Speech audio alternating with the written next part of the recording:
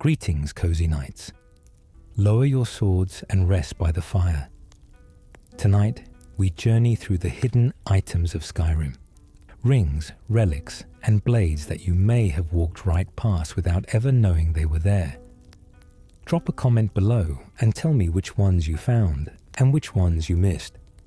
And subscribe if this helps you sleep. The Ethereal Crown. Deep beneath the ruins of Bethoft sits a forge that should not exist, built by Dwemer hands to shape a material that should not exist either.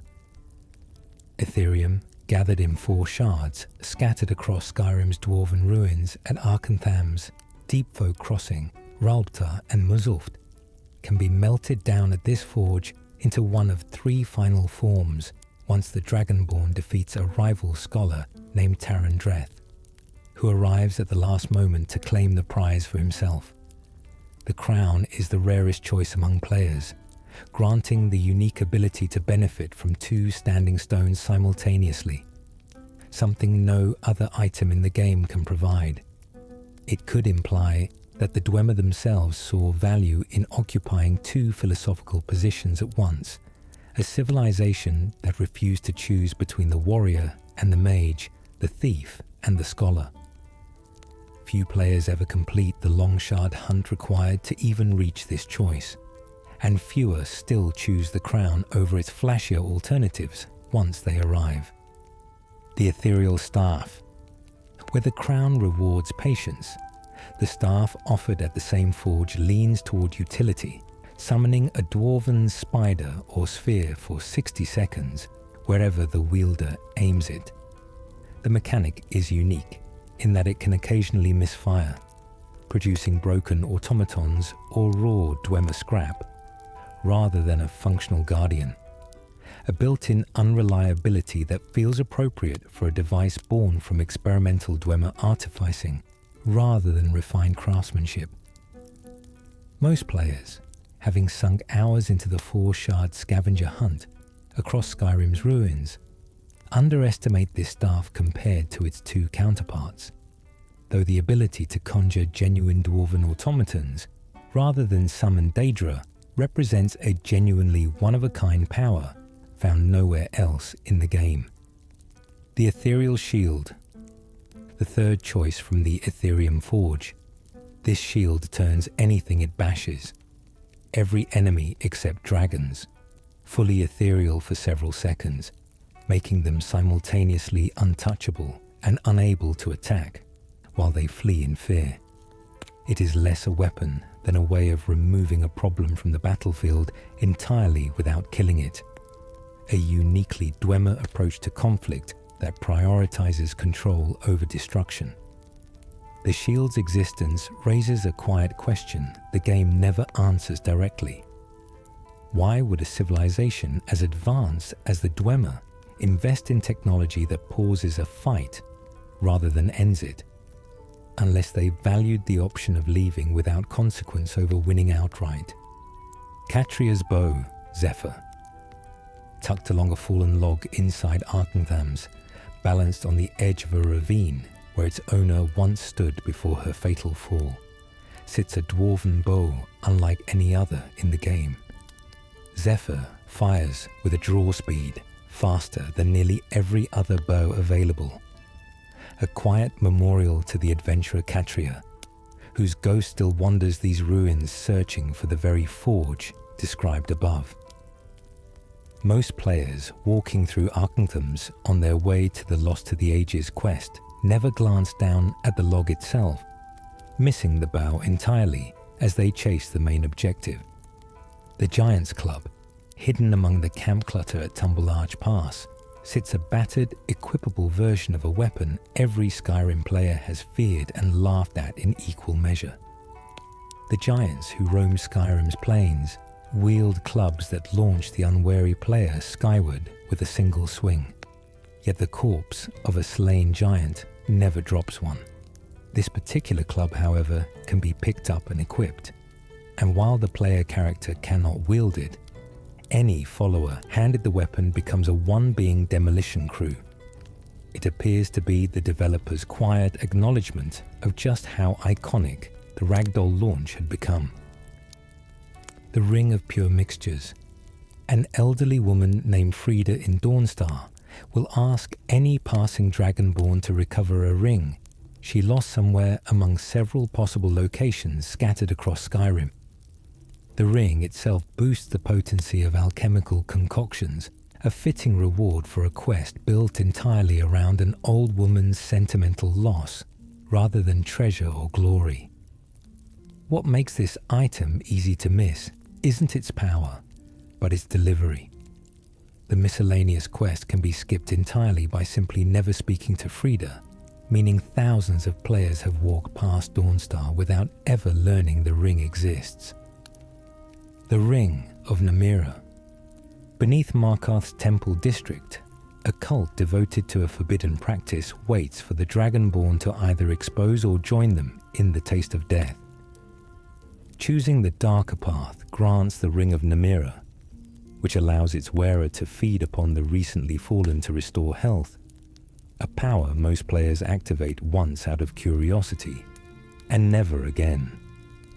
Namira, Prince of Revulsion and Decay, seems to have designed this ring as much as a curse as a gift, since wearing it permanently marks the Dragonborn as a participant in something the rest of Skyrim society would consider monstrous. Saviour's Hide and the Ring of Hirsine. A trapped werewolf named Sinding pleads for help inside Hircine's hunting grounds during ill-met by moonlight, and the choice made here determines which of two rewards the Dragonborn receives. Side with the hunters and receive Saviour's Hide, a hide offering strong poison and disease resistance, or free Sinding and receive the cursed Ring of Hircine, which triggers uncontrollable transformations for non-werewolves, but grants an extra transformation per day for those who already carry the beast blood. The most overlooked part of this quest is that the ring's curse can actually become a blessing, depending entirely on what the Dragonborn already is when they receive it. The Skeleton Key.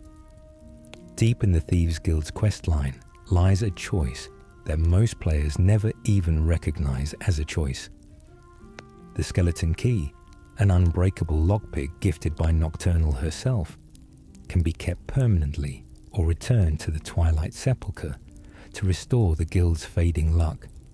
Returning, it means giving up an item that never wears down, regardless of how many locks it opens, and the vast majority of players who do return it never realize what they gave away, since the game offers no warning about its true rarity before the decision is made. The Necromancer Amulet. In the depths of Windhelm's Blood on the Ice murder investigation, a curious amulet surfaces inside Hierim, the home of a murder victim. Calixto Corium claims it is a harmless wheelstone and offers to buy it, but speaking to Wunferth the Unliving reveals the truth. This is the Necromancer's Amulet, a legendary artifact once belonging to Mannimarco, the King of Worms. Once recovered from Calixto's corpse at the quest's conclusion, it reduces conjuration spell cost significantly and boosts magicka, but drains both health and stamina regeneration by a punishing 75% as long as it is equipped. It could imply that Mannimarco's command over the undead came at a constant personal cost, the body sustaining the power at its own expense. The Locket of St. Jub, given as a reward by the spirit of Jub for completing Impatience of a Saint within the Soul Cairn. This amulet is one of only 2 pieces of jewelry in the entire game to provide an actual armor bonus, rather than a purely magical effect. Jub himself is a deep-cut reference to a minor character from Morrowind, and his appearance here centuries later and trapped in a realm beyond death rewards long-time series fans with knowledge most newer players simply don't have context for. The Locket's existence quietly ties 2 entirely different Elder Scrolls games together through a single overlooked side quest. The Charm Necklace. Wandering revelers occasionally cross paths with the Dragonborn along Skyrim's open roads, and one particular dialogue choice involving an offered bottle of Honningbrew mead leads to an unusually generous reward. The Charm Necklace boosts carry weight by 25 points, and can be earned entirely through kindness rather than combat or thievery. A rare design choice in a game built mostly around looting bodies. Because revelers spawn somewhat randomly and the correct dialogue option is easy to miss in casual conversation, most players who encounter one never realize a peaceful path to this necklace ever existed. The Amulet of Bats and Amulet of the Gargoyle.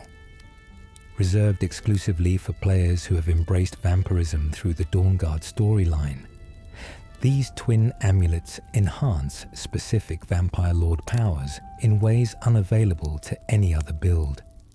The Gargoyle's chain carries a bronze tone with green gems, while the Bat's variant uses a darker bone chain accented with red. A visual distinction most players never notice, since both require entering the same late-game quest. Because so few players commit fully to the vampire path over the more popular Dawnguard alternative, these amulets remain among the least seen jewelry pieces in the entire base game and its expansions. The Amulet of Articulation. Rewarded by Brynjolf at the conclusion of the Thieves Guild's under new management, this amulet comes in 7 hidden variants, each granting a different randomized boost to speech, ranging from a minor 5 points to a substantial 35. What makes this item genuinely unusual is that it provides an actual armor rating between 2 and 8 points scaled to the player's level, a property shared by only one other necklace in the entire game. Most players accept whatever variant they receive without realizing better versions exist, since reloading a save before accepting the gift can change which version gets generated. Kyne's Token. Worn by the hunter Froki Whetted Blade, this amulet can be earned through completing his personal quest, Kyne's Sacred Trials, and reduces incoming damage from animals by 10% while boosting bow damage by 5. Froki's deep connection to the goddess Kyne and his isolated lifestyle in the wilderness make this one of the more thematically consistent unique items in the game. A reward that mechanically reinforces the exact playstyle of the character who originally wore it. The Exquisite Sapphire. Earned by completing the quiet personal quest, paid in full, tied to Glover Mallory, a Raven Rock blacksmith who happens to be Delvin Mallory's brother and a hidden member of the Thieves Guild. This sapphire is obtained by delivering his personal letter to a Thieves Guild member named Sapphire back in Skyrim, revealing that she is Glover's own abandoned daughter. The gem itself sells for 5,000 gold, 10 times the value of a standard flawless sapphire, making it one of the most valuable single items a player can carry. Because Glover's letter respawns periodically with the rest of his house, the exchange can technically be repeated, though most players never even trigger it once, unaware that a brief courier errand carries this kind of reward at the end. The Fur-Trimmed Cloak. Worn exclusively by Jarls, characters flagged as essential and therefore unkillable under normal circumstances.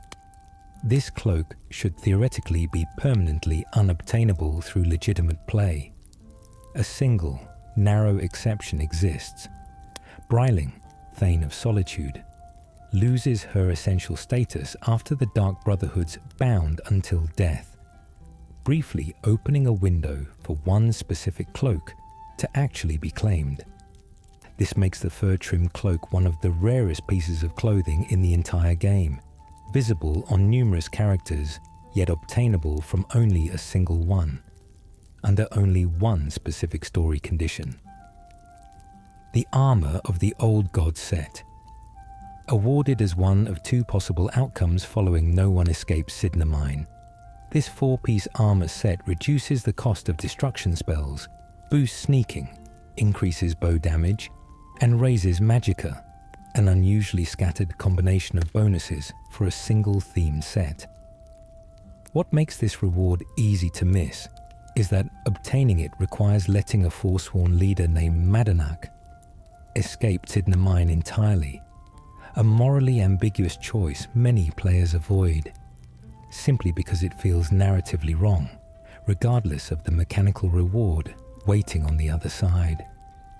The Diadem of the Savant, inside the twisting illusion of Shalidor's maze, hidden within the depths of Labyrinthian, and guarded by a Dremora who appears only once the puzzle is solved, sits a circlet that reduces the magicka cost of every school of magic at once. What makes this item a frequent subject of confusion among players is a strange and largely overlooked bug. An identical, fully respawning copy can also be found sitting on a humble wood chopping block outside Froki's shack, a tiny hunting cabin tucked into the wilderness. Most fans assume the maze version is the only one that exists, never realizing a second, infinitely renewable copy waits for free outside an entirely unrelated quest. The Rings of Blood Magic. Reserved exclusively for vampires who have pledged themselves to Lord Harkon's court, the Ring of the Erudite and the Ring of the Beast are sent out as a paired quest by Ferran Sadri within Castle Volkihar. One fortifies magicka while the other boosts health and the raw power of a vampire lord's claws, and legend within the game holds that Molag Bal himself gifted similar rings to the most powerful vampire lords of ancient history. Because both rings are held by randomly generated enemies in randomly chosen dungeons each time the quest triggers, no two players are likely to retrieve them from the same location, making this one of the rare quest chains where the destination itself changes every single playthrough. The Ring of Finester. Unlike nearly every other unique item in Skyrim, this ring cannot be found through exploration, looted from a corpse, or earned through a quest. Instead, it appears only as a rare catch while fishing, surfacing on a hook with roughly the same odds as catching nothing at all. According to lore stretching back to earlier Elder Scrolls games, the ring once belonged to Finester, a legendary Altmer hero god who lived for centuries thanks to its protective enchantments, and the ring is said to possess a will of its own, refusing to remain with any owner besides Finester for long before vanishing to resurface somewhere new. This could imply that the ring currently sitting at the bottom of some Skyrim lake has been waiting there, unclaimed, for centuries. Azidal's Ring of Arcana. Buried within Kolbiorn Barrow on Solstheim, this ring surfaces only after the third and final phase of excavation, during the quest Unearthed, granting the ability to cast both Ignite and Freeze spells at will. It forms one piece of a complete armor, set crafted by the legendary Nord enchanter, Azidal, and wearing all 4 pieces together, grants a powerful bonus to the enchanting skill itself. Because the dig site requires multiple separate visits to fully excavate, with new treasures only appearing after specific story beats unlock further digging. A significant number of players abandon the excavation partway through, never returning to claim the full set this ring belongs to. The Sarthal Amulet. Found within the ruins of Sarthal during the College of Winterhold's introductory quest, this amulet reduces the magicka cost of all spells by a small but stackable 3%. Most players moving through Under Sarthal are entirely focused on the dramatic encounter with the Eye of Magnus waiting deeper in the ruin, treating this amulet as a minor pickup rather than a discovery worth remembering. Its modest, percentage-based enchantment makes it one of the few unique items whose value actually scales naturally, alongside a growing mage's expanding spell list. Salvos Aren's amulet, once belonging to the Archmage of the College of Winterhold, Salvos Aren. This amulet boosts Magicka by 50 points and is given as a reward by Mirabelle Irvine after completing containment. Salvos was a Dunmer over a century old by the time the main story unfolds, a former student who survived a catastrophic expedition into Labyrinthian by sacrificing his companions to contain the dragon priest Moroki. A dark history the game reveals gradually through ghostly echoes within the ruins. The amulet itself is never actually worn by Salvos Aren in any depicted scene, which one could read as him keeping it apart from himself, a memorial to his guilt rather than a piece of equipment he used. Viria's Charm. Awarded at the conclusion of the lesser-known quest End of the Line, this unique amulet carries no flashy enchantment description that would draw a player's eye while browsing their inventory. What makes Viria's Charm worth mentioning at all is how easily its entire quest chain slips past players exploring Skyrim's eastern holds, tucked into a corner of content overshadowed by the much larger Dark Brotherhood and Thieves' Guild. Storylines competing for the same geographic space. It exists as a quiet reward for thorough explorers rather than quest followers. The Warlock's Mark, acquired through the Arms of Chaos, an amulet steeped in magical themes, rewards those willing to chase down one of Skyrim's more obscure self-contained quest chains. The amulet's very name suggests ties to chaotic or unstable magic, though its actual mechanical effects are modest compared to its dramatic title, a pattern repeated across several of Skyrim's lesser-known unique items where flavor outpaces function.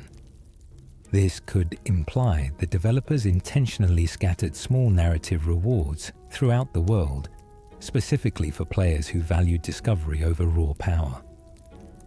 The Skull Amulet, worn permanently by Freya, shaman of the Skull Village on Solstheim. This amulet was crafted to guard against a corrupting curse spreading among her people during the events of the Dragonborn expansion. Despite its protective purpose within the story, the amulet itself carries no enchantment or gameplay effect whatsoever if somehow obtained, making it purely a narrative prop rather than a functional reward. Its inclusion on collector checklists, despite doing nothing mechanically, speaks to how thoroughly some fans catalogue every named item, regardless of practical value. Ysra's Necklace. Tied to a minor character whose story unfolds with little fanfare, this necklace exists primarily as proof of how many named lore-attached items Skyrim scattered across its world, without ever drawing the player's attention toward them directly. Based on the pattern seen across dozens of similarly obscure jewelry pieces, the developers seem to have built an entire invisible layer of small personal histories into the game's clutter, stories implied by an object's name and placement, rather than explained through dialogue or quest text. Raider's Necklace. A minor unique necklace tied to a character named Raider exists quietly within Skyrim's vast catalogue of named jewelry. The kind of item easily picked up, glanced at, and sold without ever realizing. It carries a story attached. Its presence reinforces just how saturated Skyrim's world is, with these small personal touches, fragments of implied lives belonging to characters the Dragonborn may never even meet directly, encountered only through the objects they once owned. The Strange Amulet, found clutched in the hand of a murder victim in Windhelm during Blood on the Ice. This unnamed jewelry piece is the same item discussed above, under the Necromancer Amulet, just in its unidentified state. Calixto Corium will insist it is a harmless wheelstone, and offer 500 gold for it, and if the player sells it, it passes into his hands and can only be recovered from his corpse at the quest's end. If the player never sells it and never completes the quest fully.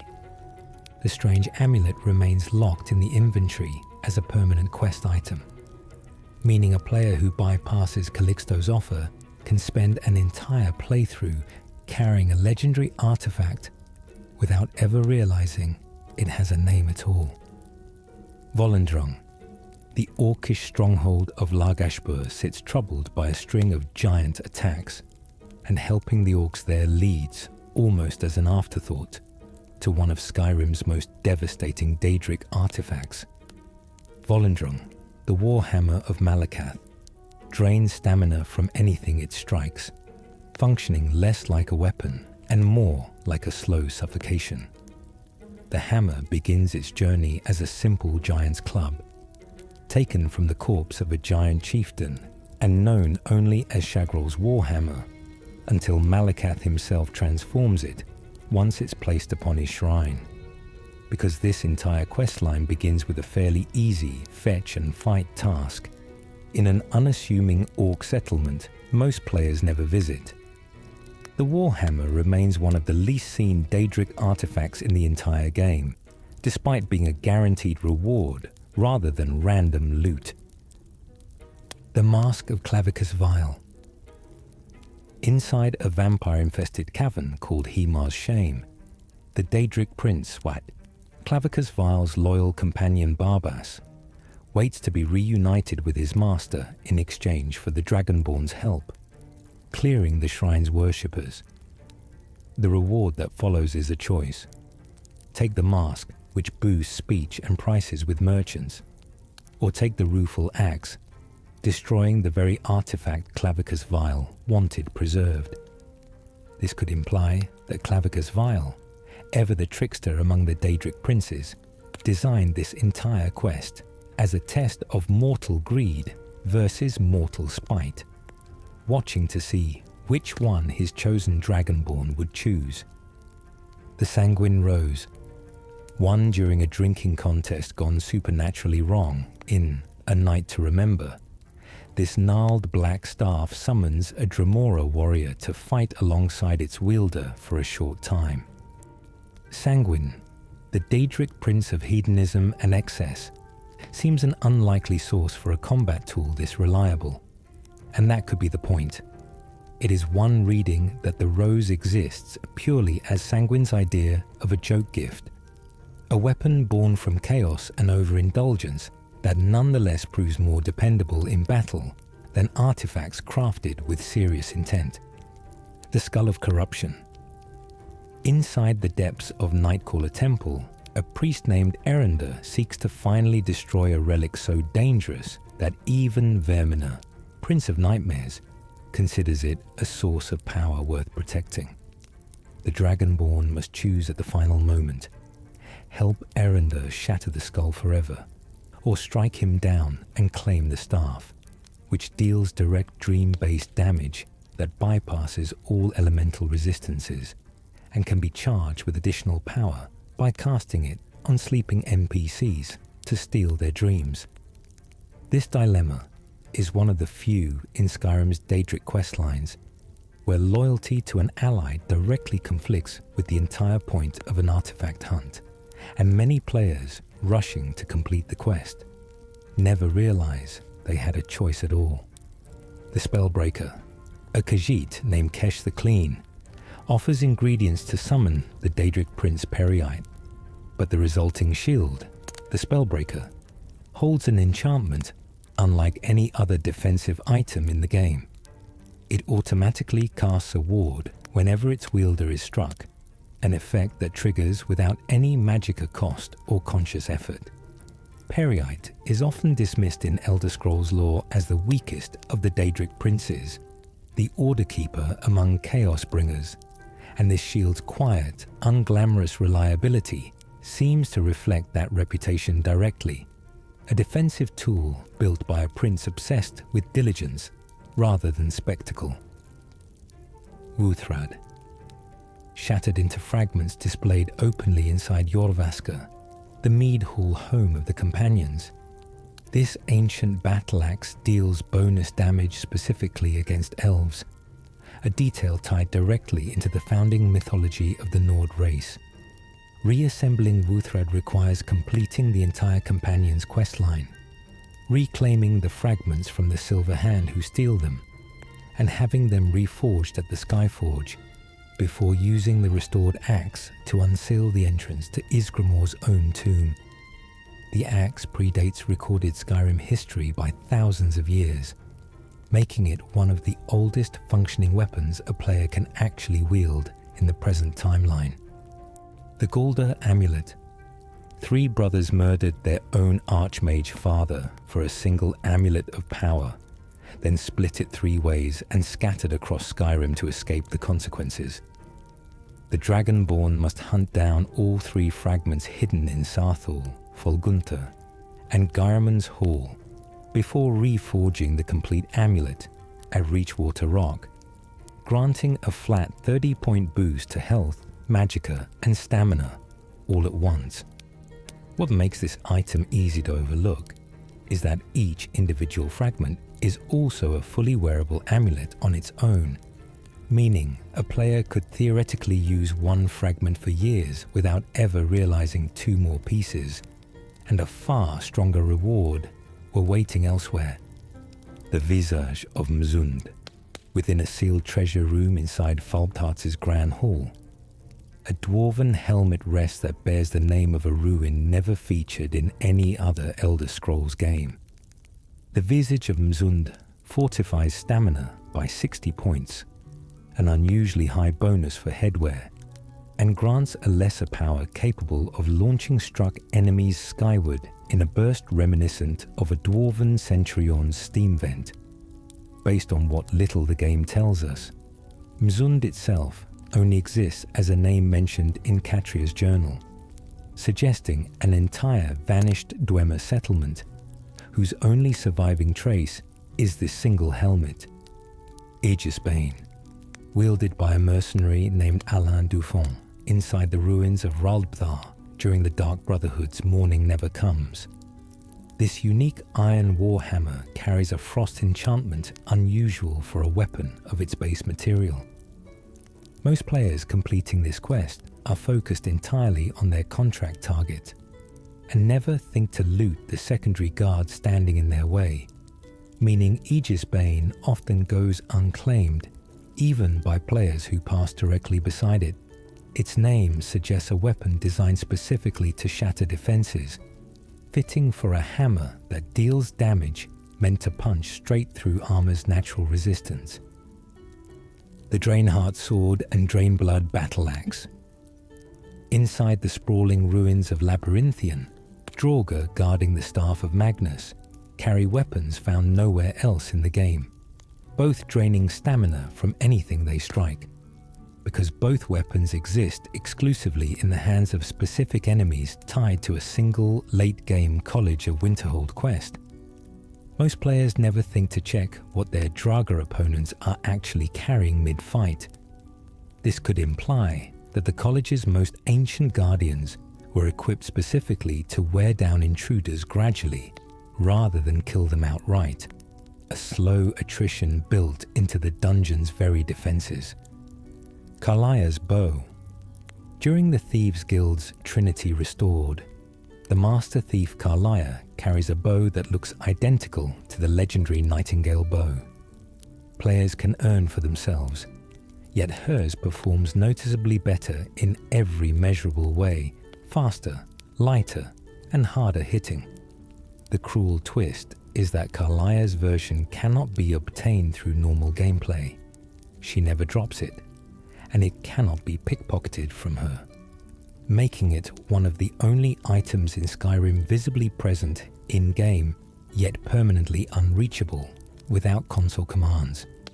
It is a small, easily missed reminder that not every legendary weapon shown on screen was ever meant for the player's hands. The Bloodskull Blade. Resting on the corpse of Gratian Corellius, deep within Bloodskull Barrow on Solstheim, this two-handed greatsword channels a unique power attack that fires a crackling arc of energy outward from the blade itself. The energy wave deals damage at range, while the blade itself strikes in melee, meaning a single swing can hit an enemy twice through two completely different damage types. Most players exploring Bloodskull Barrow use this very energy attack to solve an environmental puzzle blocking their path forward, never realizing the same effect is just as devastating against living enemies as it is against stone. Auriel's Shield. Tucked deep inside the Forgotten Vale, a hidden valley accessible only after a lengthy chain of Dawnguard quests. This shield is carried by a farmer warmonger. Auriel's Shield stores the force of blocked attacks and releases that stored energy as a shockwave on a well-timed power bash, growing more devastating the longer the Dragonborn keeps blocking before releasing it. The shield's connection to Auriel, the elven god many scholars equate with the divine Akatosh himself, makes it one of the few items in the game that quietly bridges Nord and Aldmeri theology through a single piece of equipment, a holy relic belonging to two religious traditions that rarely acknowledge sharing the same source. The Tumblrbane gloves, deep within the Dawnstar Sanctuary, awarded only after fully completing the Dark Brotherhood's most savage contract, where you hang your enemy's head. A pair of gloves with a sneaking bonus tied directly to bow combat weights in the Night Mother's chamber. Tumblrbane gloves improve archery damage, specifically while sneaking. An oddly specific combination most players never test deliberately. Because this reward sits behind one of the questline's grislier and more optional objectives, a significant portion of players who complete the Dark Brotherhood storyline never actually unlock it. The Nightweaver's Band, a secondary objective buried inside the Dark Brotherhood contract, a recipe for disaster, asks the Dragonborn to dispose of a victim's body in water rather than simply leaving it behind. An instruction easy to miss entirely if the primary kill is rushed. Completing this additional step rewards the Nightweaver's Band, a ring boosting sneak skill, while also reducing the cost of casting destruction spells. Its value sits north of 1,000 gold, making it one of the more lucrative rewards in the entire questline. And yet thousands of players finish the Dark Brotherhood story having never once heard its name. Illistay's Ring. Northeast of Isgramor's tomb, beneath a small shrine of Talos easily mistaken for simple scenery. A ring sits waiting for any player curious enough to investigate further. Unlike most unique items tied to named characters, no quest, dialogue, or journal entry explains who Illistay was, or why their ring ended up here, leaving its placement almost entirely mysterious. Based on its proximity to Isgramor's resting place, one reading suggests Illistay may have been an early Nord settler or explorer, whose story simply never made it into any surviving record the Dragonborn encounters. Cyrodiilic Brandy. A rare drink referencing past Elder Scrolls games, can be looted exclusively from Plautius Carvane, encountered travelling toward a wedding in Solitude, or found behind a master-level locked door inside Fort Frostmoth on Solstheim, for those without easy access to the Wandering Noble. Because Plautius only appears under specific, somewhat randomized travel conditions, and the Frostmoth alternative requires both the Dragonborn expansion and considerable lock-picking skill, this particular drink remains one of the hardest beverages to acquire in the entire game purely through environmental discovery. Revin Sadries. Copper, an onyx circlet. Listed on certain wiki pages as bordering on an outright bug, this circlet appears for sale from the merchant Revin Sadri in Windhelm's Grey Quarter only under a slim chance, making its appearance on his inventory list something close to a lottery draw for players checking his wares regularly. The circlet itself carries no enchantment or special value once obtained, meaning its rarity comes entirely from the unpredictability of its appearance rather than any power it grants. A strange case of an item being notable purely for how seldom it shows up at all. Iron Hand Gauntlets, Hajvar. Iron Hand, found inside White River Watch, east of Whiterun, carries gauntlets that fortify two-handed weapon damage by 15 points, a bonus most players never think to seek out specifically since the gauntlets themselves look unremarkable on the body. Because Hajvar's name so directly hints at what he carries, attentive players occasionally piece together the connection before even reaching him, while the rest simply stumble onto the gauntlets as standard dungeon loot, without realizing their disenchant potential for two-handed builds elsewhere. The Drainspell Bow. Among the same spectral Draugr guarding Labyrinthian's depths during the Staff of Magnus, a third ghostly weapon completes the set alongside the Drainheart Sword and Drainblood Battleaxe mentioned earlier. The Drainspell Bow absorbs magicka rather than stamina or health, giving mage-hunting Draugr a translucent, glowing weapon unlike anything else carried in the dungeon. Because all three phantom weapons spawn somewhat randomly, depending on which Draugr the game generates during that particular playthrough. A single player might walk through Labyrinthian and never encounter the specific ghost wielding this exact bow, missing it entirely through nothing more than bad luck. Hawk's Bane, found beside the corpse of its former owner Sadden on the icy shore of Hawker Island. This steel mace is identical in every measurable way to its generic counterpart, carrying no enchantment, no bonus damage, and no unique appearance whatsoever. Its inclusion among Skyrim's catalogue of unique weapons exists purely because of its placement and name. A quiet reminder that not every item flagged as unique in the game's internal systems was actually designed to feel special to the player who finds it. The Woodsman's Friend, resting beside a deceased woodcutter somewhere in Skyrim's forested terrain, this unique iron battleaxe carries a single extra point of base damage over its standard counterpart, with no enchantment and no possibility of smithing improvement.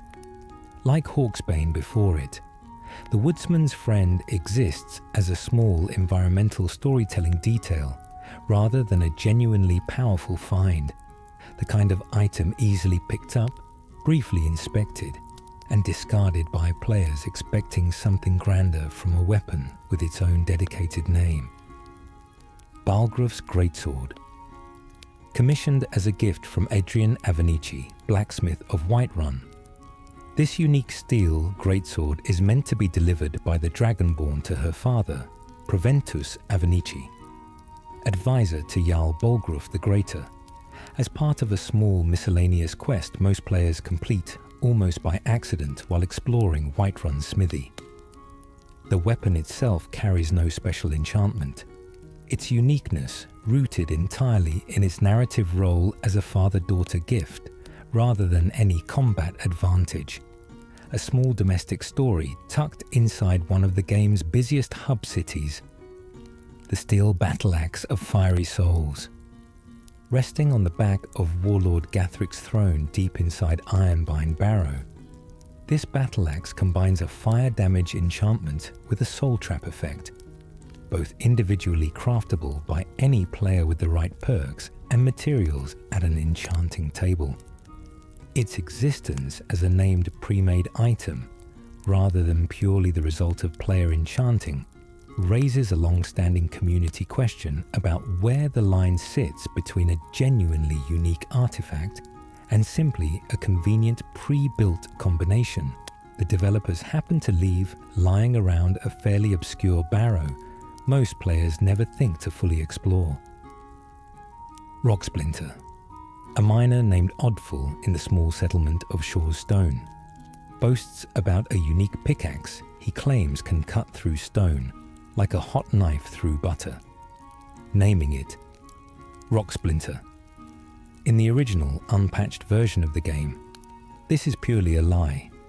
Oddfell carries nothing but an ordinary pickaxe, and Rocksplinter exists only in the game's hidden files, never actually placed in his hands.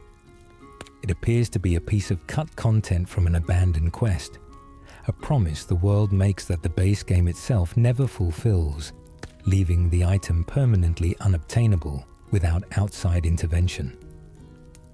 Largashbor's hidden stronghold. Long before the Dragonborn ever lifts Volendrung from its ceremonial stand in Largashbor, the Warhammer sits in plain sight throughout the entire questline, tied to the Orcs' giant problem. Visible to any player who wanders into the stronghold even before triggering the relevant dialogue. Because Largashbor itself is tucked into the southern rift near the Gerald Mountains, far from any major road or city, a significant percentage of players never wander close enough to notice the stronghold exists at all, let alone the artifact waiting inside it. Red Eagle's Fury, found atop the War Chief. Red Eagle's body deep within Rebel's cairn. This sword carries a fire and soul trap enchantment that several longtime fans have pointed out is mechanically identical to combinations any player could craft themselves at an enchanting table. The blade's narrative weight comes entirely from its connection to Red Eagle, a legendary Reach warlord whose story is told through several books scattered across Skyrim, making the sword more valuable as a piece of regional history than as a uniquely powerful weapon in its own right.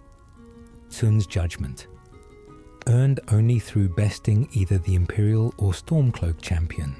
During the climactic Battle of the Champions quest, within Sovngarde itself, this battle axe exists in a strange dimensional pocket most players never revisit after completing Skyrim's main questline, because Sovngarde itself is typically visited once near the very end of the story. This weapon sits among the most rarely re-examined unique items in the game simply due to when and where it becomes available, long after most players have already settled into their preferred late-game loadout. The Grand Champion's Sword, equipped exclusively by Neski Skull Saber, an NPC who appears only under a specific narrative branch within A Dying Wish, when the player chooses the path of power. This sword represents one of several unique weapons gated behind choices most players never select on a single playthrough. Its existence highlights how many of Skyrim's named items are tied not to exploration or combat skill, but purely to dialogue decisions made in passing. Decisions many players make without realizing an entire unique weapon hinges on the outcome. Ayla's Shield. Carried by Ayla the Huntress during the Companion's Take Up Arms questline. This shield exists as part of her standard combat loadout rather than something the Dragonborn can claim for themselves through normal means. Its presence on this list serves as a reminder that not every named unique item in Skyrim's files was ever intended to leave its original owner's hands, existing instead purely to make companion characters feel distinct and equipped with their own personal gear rather than generic loot. The Dawnguard Rune Shield, obtained during the quest Lost Relic within the Dawnguard expansion. This shield grants bonus bash, damage against vampires, and creates a minor sun-based barrier while blocking, draining the wielder's own stamina as a trade-off for the protective effect. Its highly specific anti-vampire design makes it almost useless outside Dawnguard-aligned playthroughs, meaning players who chose to side with the vampires during this expansion's central conflict will likely never even unlock the quest that grants it. The Drainblood Battle Axe's twin origins. Returning briefly to the Draugr-wielded weapons of Labyrinthian, it's worth noting that both this battle axe and its sword counterpart share an unusually similar visual design, despite being categorized as entirely separate unique items within the game's files. This could imply the two weapons were originally conceived as a match set, perhaps intended for a pair of named Draugr guardians, whose individual identities were simplified or cut during development, leaving only the weapons themselves as evidence of a more elaborate original plan. Ulfric's Bracers. Obtainable only by looting Ulfric Stormcloak's corpse after the climactic battle for Windhelm, and only if the Dragonborn has sided with the Imperial Legion throughout the Civil War. These bracers exist as one of the few pieces of name gear tied directly to the death of a major story character. Their rarity comes not from any hidden location, but from the binary nature of Skyrim's Civil War questline, meaning any single playthrough can only ever produce one of two outcomes, permanently locking away half the game's faction-specific rewards on every individual save file. The Ring of Khajiit. Added to Skyrim's game files at launch, but never actually placed in the world until a later Creation Club update introduced the quest Spirits Away. This ring carries a legend stretching back centuries before the events of the game itself. According to old Khajiiti folklore, the ring once belonged to the Daedric prince Mephala, before being stolen directly off her arm by Rajin, a thief so successful he eventually became revered among his people as a god.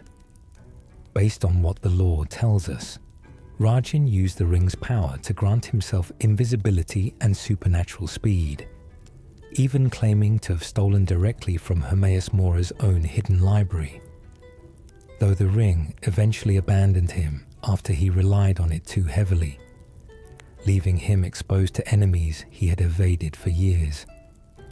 The Jagged Crown. Forged from the bones and teeth of ancient dragons, this heavy helm carries the weight of an entire bloodline within its design, said to contain a fragment of the power of every king who once wore it. High King Borgus, the last ruler descended from Ysgramor himself, died attempting to rally support against the Bosmer of Vollenwood in the First Era, and his body, along with the crown, was secretly returned to Skyrim and sealed within Corvinjund. The crown's resting place vanished from history for thousands of years until the civil war of the present day reignited interest in its symbolic power, with both Stormcloaks and Imperials racing to recover it from Borgus's own Draugr remains in hopes of legitimizing their claim to the throne.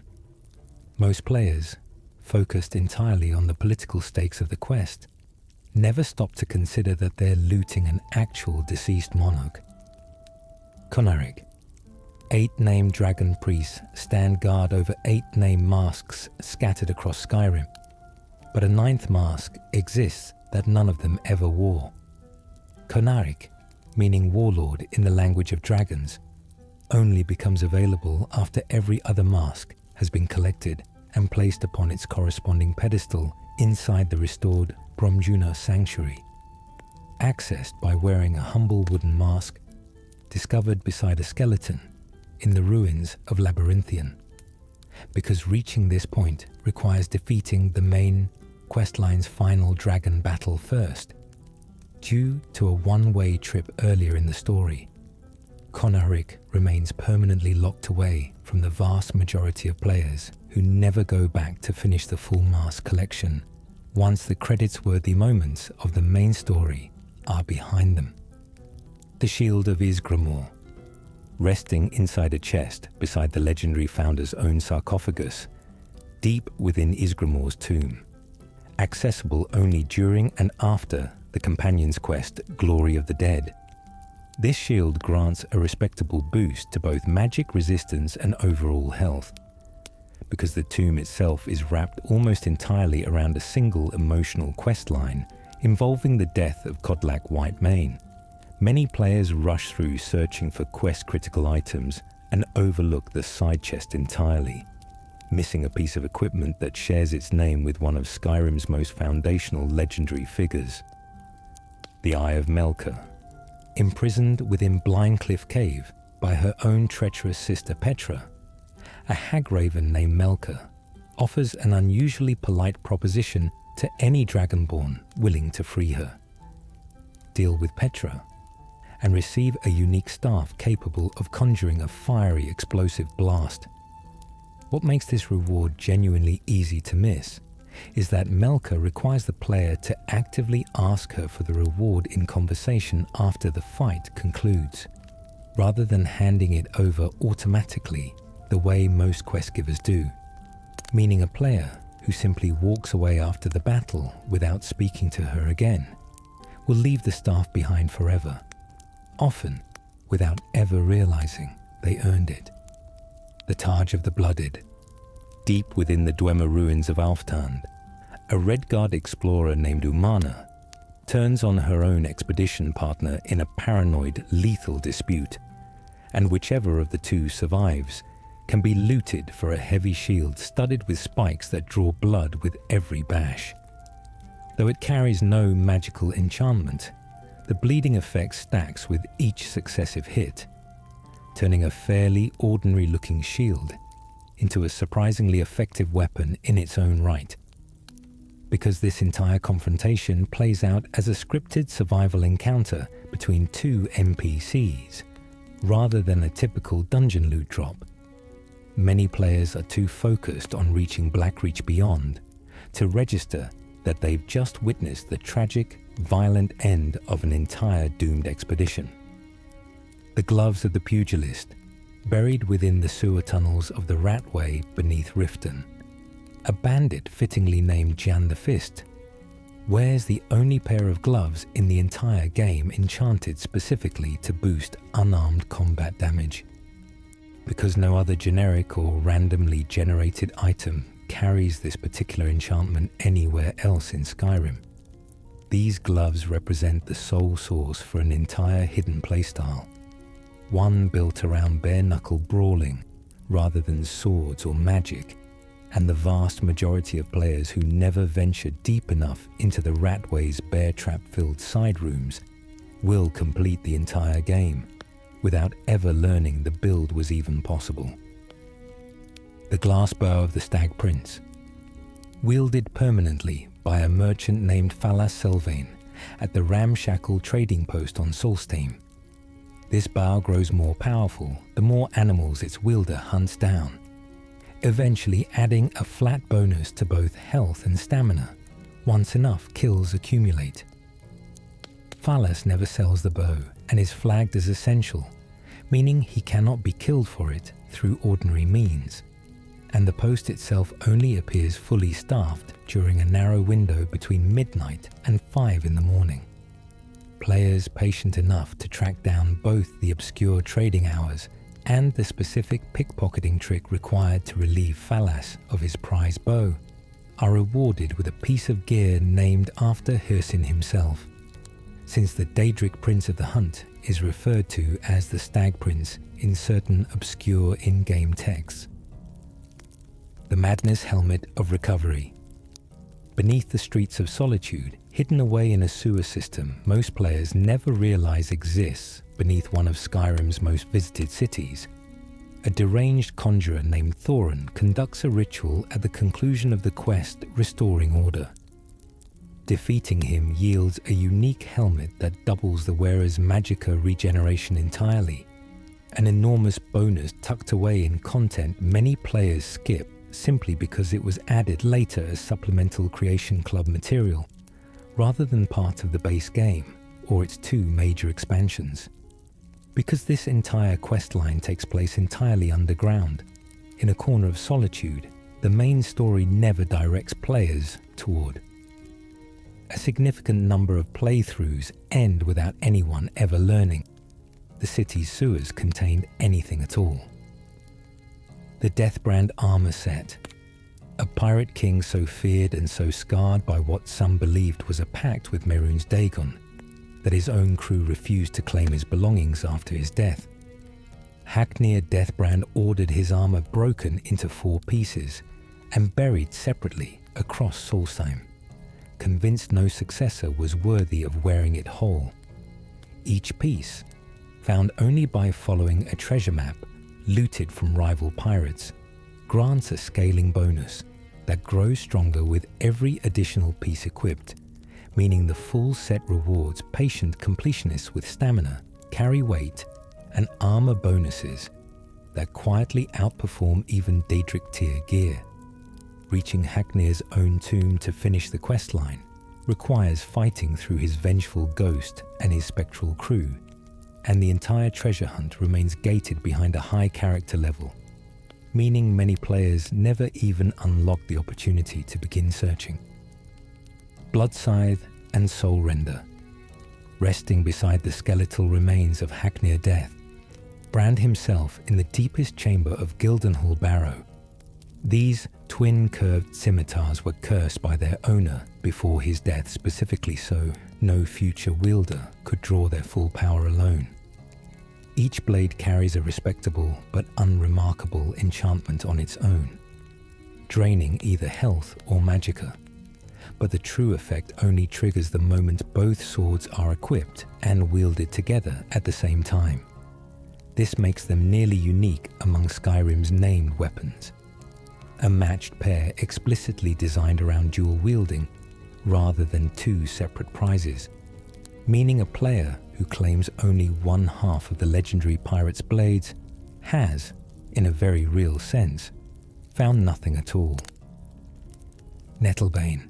Crudely engraved and clearly built for ritual rather than combat, this ebony dagger is the only weapon in the entire game capable of cutting into the bark of the Eldergleam, a tree said to predate the existence of metal itself by thousands of years. A coven of hag-ravens at Orphan Rock uses the blade to sacrifice Spriggans, and the Dragonborn must claim it from them in order to harvest sap and restore Whiterun's withered Gildergreen. During the quest, The Blessings of Nature. Despite its grim purpose, Nettlebane is mechanically inferior to an ordinary ebony dagger in nearly every measurable way, weighing more, dealing less damage, and selling for far less gold. A strange design choice for an item built around such a singular and important function. What many players never discover is that the entire bloody errand can be skipped. A pilgrim named Maurice, if escorted safely to the sanctuary, will pray to the ancient tree instead and produce a sapling without a single drop of violence, making Nettlebane a dagger that exists specifically so the player can choose not to use it. The Staff of Magnus. Wielded by the dragon priest Morocke, deep within the ruins of Labyrinthian, this staff drains magicka from anything it strikes, and once that pool runs dry, it begins draining health instead. According to the College of Winterhold's own scholars, the staff was crafted specifically because it was the only vessel considered capable of containing a fraction of Magnus, the god of magic himself, a claim that elevates a simple looted weapon into something with genuine cosmic weight.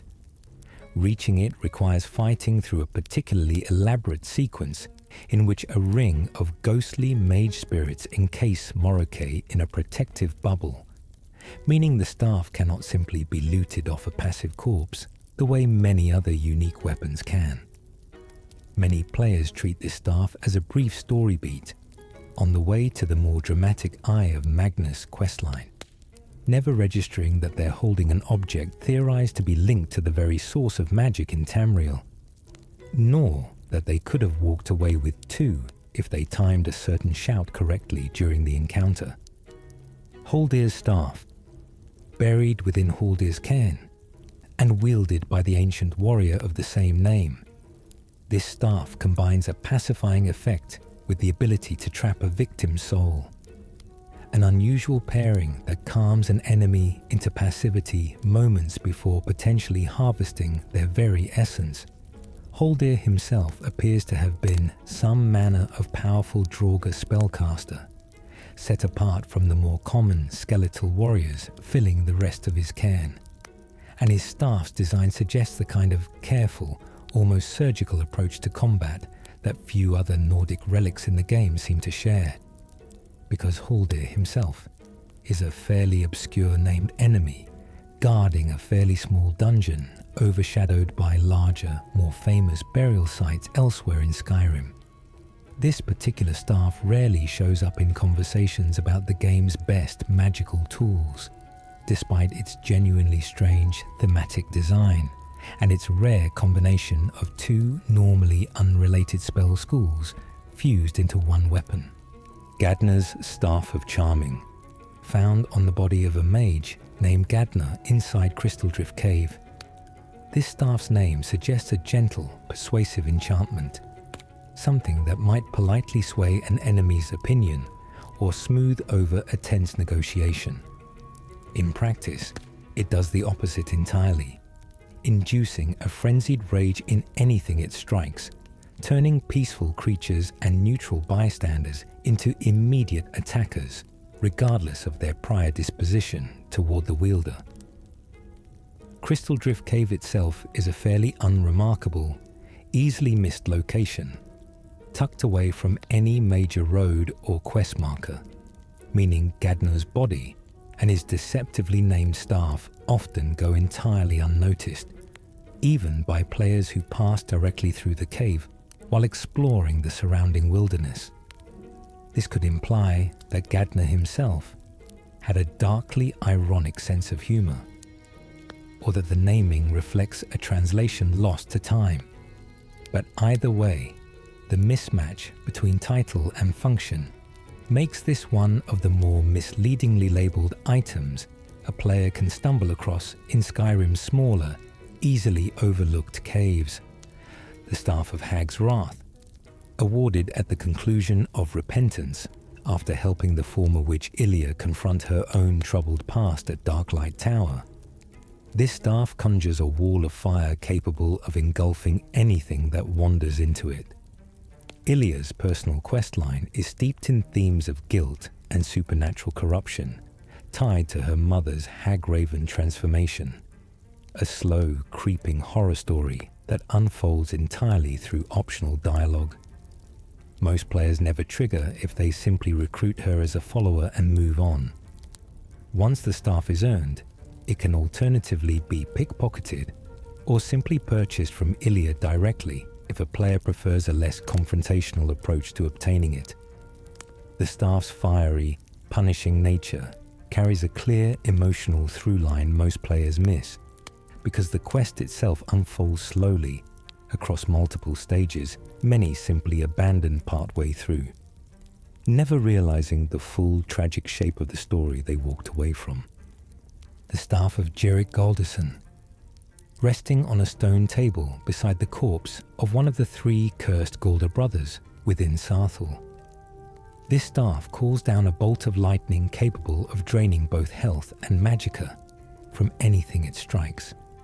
Jerick himself is protected for much of the surrounding battle by a glowing, rotating elemental shield, making him temporarily immune to whichever damage type currently surrounds him, a detail that turns the fight into as much a puzzle of timing as a straightforward brawl. Most players who fight through this section of Under Sarthal are entirely focused on retrieving the amulet fragment tied to the much larger Forbidden Legend questline discussed earlier, and the staff sitting in plain view beside Jerick's defeated body becomes an afterthought next to the more dramatic Eye of Magnus encounter happening in the very same room. Hevnorak's Staff, carried by the Dragon Priest. Hevnorak within the sealed tomb of Valtuum. This staff channels a wall of poisonous gas, a fittingly toxic complement to a priest whose own mask grants total immunity to poison and disease. The name Hevnorak itself translates roughly to brutality in the language of dragons, a fitting label for a priest whose tomb is guarded by an especially punishing gauntlet of traps, even by the standards of Skyrim's already trap-heavy Nordic ruins.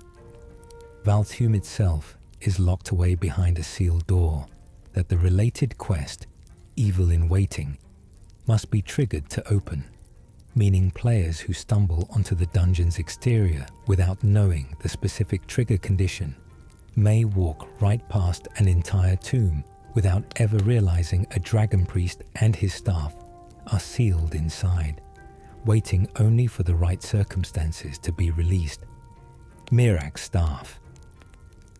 Wielded by the very first Dragonborn during the climactic confrontation atop Apocrypha, this staff summons writhing tentacles from the ground itself, a grotesque and fitting weapon for a former priest who sold his loyalty to Hermaeus Mora in exchange for forbidden knowledge. The tentacles it conjures mirror the very landscape of Apocrypha, a realm built from twisting black tendrils and shifting pages, suggesting Mirak's own magic became inseparable from the Daedric realm that shaped him over the centuries of his imprisonment there. Because reaching Mirak requires completing the entirety of the Dragonborn expansion's main quest line, including a uniquely disorienting final battle, fought partly while riding atop a dragon through the realm of Apocrypha itself, this staff remains locked away from any player who hasn't fully committed to Solstheim's storyline through to its conclusion. The Dragon Priest Dagger. Distinct from the masks and staves typically associated with Skyrim's Dragon Priests, this unique dagger carries no enchantment of its own and was found by early players inside Isgramor's tomb, with no clear connection to any Dragon Priest encounter whatsoever. Its visual design closely mirrors the aesthetic of the priests themselves, ornate and ancient in appearance, which only deepens the mystery of why it surfaced in a tomb built centuries before any recorded Dragon Priest activity in that particular region of Skyrim. Because the item's internal name and design suggest it was intended for use by these undead spellcasters, many longtime fans suspect it represents cut or repurposed content, a small loose thread in the game's files that never quite connected to the boss encounters it seems designed for, left behind as a kind of fossil from an earlier version of the game's plans. The Ring of Disrobing. Worn permanently by the conjurer Thorin in the depths of Solitude sewers, this peculiar ring carries an enchantment that strips its target of their equipped armor under specific combat conditions, a genuinely unusual effect not replicated anywhere else in the base game or its two major expansions. The ring's bizarre function suggests it was designed less for the wearer's own benefit and more as a weapon of pure humiliation, the kind of magic befitting the chaotic, deeply strange Daedric forces Thorin has chosen to align himself with throughout his entire questline. Because the ring is tied to the same overlooked Creation Club content as the Madness Helmet of Recovery discussed in Part 1, many players who do complete Restoring Order walk away remembering only the helmet, never realizing Thoron's corpse held a second, equally strange prize worth investigating. The Sheogorath-shaped Amber. Discovered within Thoron's hidden workstation beneath Solitude, this oddly specific curiosity exists purely as a quest item tied to a separate side story involving Stada, one of the Daedric Prince's discarded experiments left to wander Skyrim long after Sheogorath himself moved on to other amusements. Its bizarre, oddly literal name and appearance reflect Sheogorath's chaotic sense of humor, even in death or absence, treating a discarded chunk of fossilized resin as though it were a deliberate artistic statement rather than simple debris. The item's significance is easy to overlook entirely if a player loots Thorin's body quickly without exploring the surrounding alcove, missing the connective thread tying this small underground lair back to one of Skyrim's more obscure Daedric side stories. The Sword of Jiggalag. Hidden among twisted roots within the same underground complex beneath Solitude, this blade carries the name of the Daedric Prince of Order, whose existence was largely erased and transformed into Sheogorath himself according to deeper Elder Scrolls lore, passed down through scattered, fragmentary texts. Jiggalag's tragic story. A prince cursed by his fellow Daedric princes for being too perfectly orderly and then doomed to cycle endlessly between sanity and madness, gives this sword a weight of cosmic tragedy that the small, easily missed sewer location housing it does nothing to suggest at first glance. Required to complete a side objective tied to Starter's quest, the sword's connection to one of the setting's most mysterious and rarely discussed Daedric figures makes it a quiet reward for players willing to dig into lore most casual adventurers never encounter directly. For Ineal's End, left deliberately in a corner of Castle Dower by the assassin Gabriella during the Dark Brotherhood's Bound Until Death, this elven bow deals bonus frost damage and slows its target significantly. Practical traits for an assassination meant to be carried out from a distance during a chaotic, crowded wedding ceremony. Its placement is a small piece of careful planning on Gabriella's part within the story itself, a tool left exactly where the Dragonborn needs it, rather than something handed over directly, reinforcing the secretive, trust no one ethos the Dark Brotherhood operates under even with its own members. Because the bow is positioned as a tool for a single specific kill, rather than a traditional dungeon reward. Many players use it once for its intended purpose and never think to check its actual enchantment afterward, treating it as disposable rather than a genuinely useful piece of ranged equipment. Froki's bow. Lost by the aging hunter, Froki Whetted Blade. Somewhere within Grey Winter Watch, this unique longbow deals bonus stamina damage and can be returned to him as part of Kind's Sacred Trials, a personal quest that rewards the Dragonborn with Kind's token, discussed earlier in this list. Froki lives in self-imposed isolation in the mountains of the Rift, with his orphaned grandson Haeming, a boy who survived the destruction of Helgen, and the bow represents a personal connection to the old ways Froki has spent his life preserving. The bow itself sits balanced atop a barrel in a fairly unremarkable, bandit-infested location, and most players exploring Grey Winter Watch for its loot never connect the dots back to the elderly archer waiting patiently in the wilderness for its return, completing the quest only by accident, if at all. The Galder Blackbow.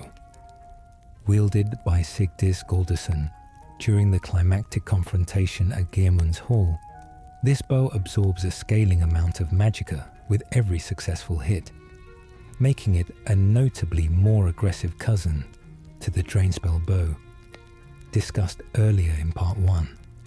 Sigdis is widely regarded as the most challenging of the three Galder brothers to defeat, given his tendency to teleport across the battlefield while loosing arrows from a distance rather than closing into melee range like his siblings did.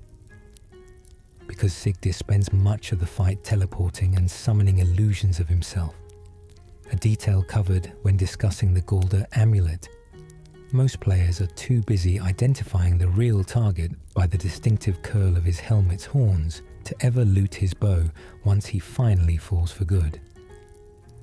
Dragon's Oath. Earned through victory in the climactic Battle of the Champions, alongside Sun's Judgment discussed in Part 1. This unique one-handed sword exists as the lesser-known reward path available to whichever side the Dragonborn ultimately fights for in the ceremonial duel within Sovngarde. The duel itself is a deliberate callback to the mortal civil war the Dragonborn may have already resolved back in Skyrim, replaying the same Stormcloak versus Imperial conflict on a symbolic, almost ritualized stage in the afterlife of warriors, because most players who reach this point in the main questline are racing toward the final confrontation with Alduin. This sword often goes completely unnoticed in the rush toward the story's climax, left behind in a realm most players will only ever set foot in once. The Headsman's Axe. Wielded by the executioner Artar in Solitude, this unique battle axe shares a striking visual resemblance to the weapon used in the game's opening execution scene at Helgen. a deliberate callback that links one of the player's earliest dramatic memories to a weapon they can potentially claim hours or even days later. Solitude maintains its own executioner's block in the city square. A grim piece of civic furniture most players walk past dozens of times without ever connecting it to the very first cinematic moments of their entire playthrough, because Artar is flagged as essential during certain points and the axe cannot simply be looted from his corpse under normal circumstances. Acquiring it requires either recruiting him as a follower through a specific favor or risking a bounty through theft, making this sentimental weapon far rarer in player inventories than its dramatic origin would suggest it ought to be. The Blade of Woe. Belonging to Astrid, leader of the Dark Brotherhood's Fulcreath Sanctuary. This dagger can be claimed through pickpocketing, through her betrayal during With Friends Like These, or as a guaranteed reward at the conclusion of Death Incarnate.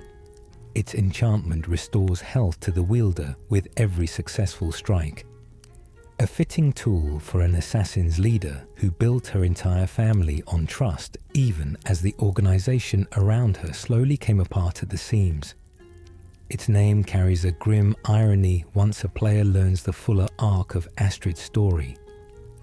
A leader who built her entire family on secrecy, only to become a casualty of the very organization she tried to protect, and many players who receive the dagger as a quest reward never realize alternate, darker paths to obtaining it exist earlier in the same storyline, paths that change the entire emotional shape of how the weapon comes into their hands.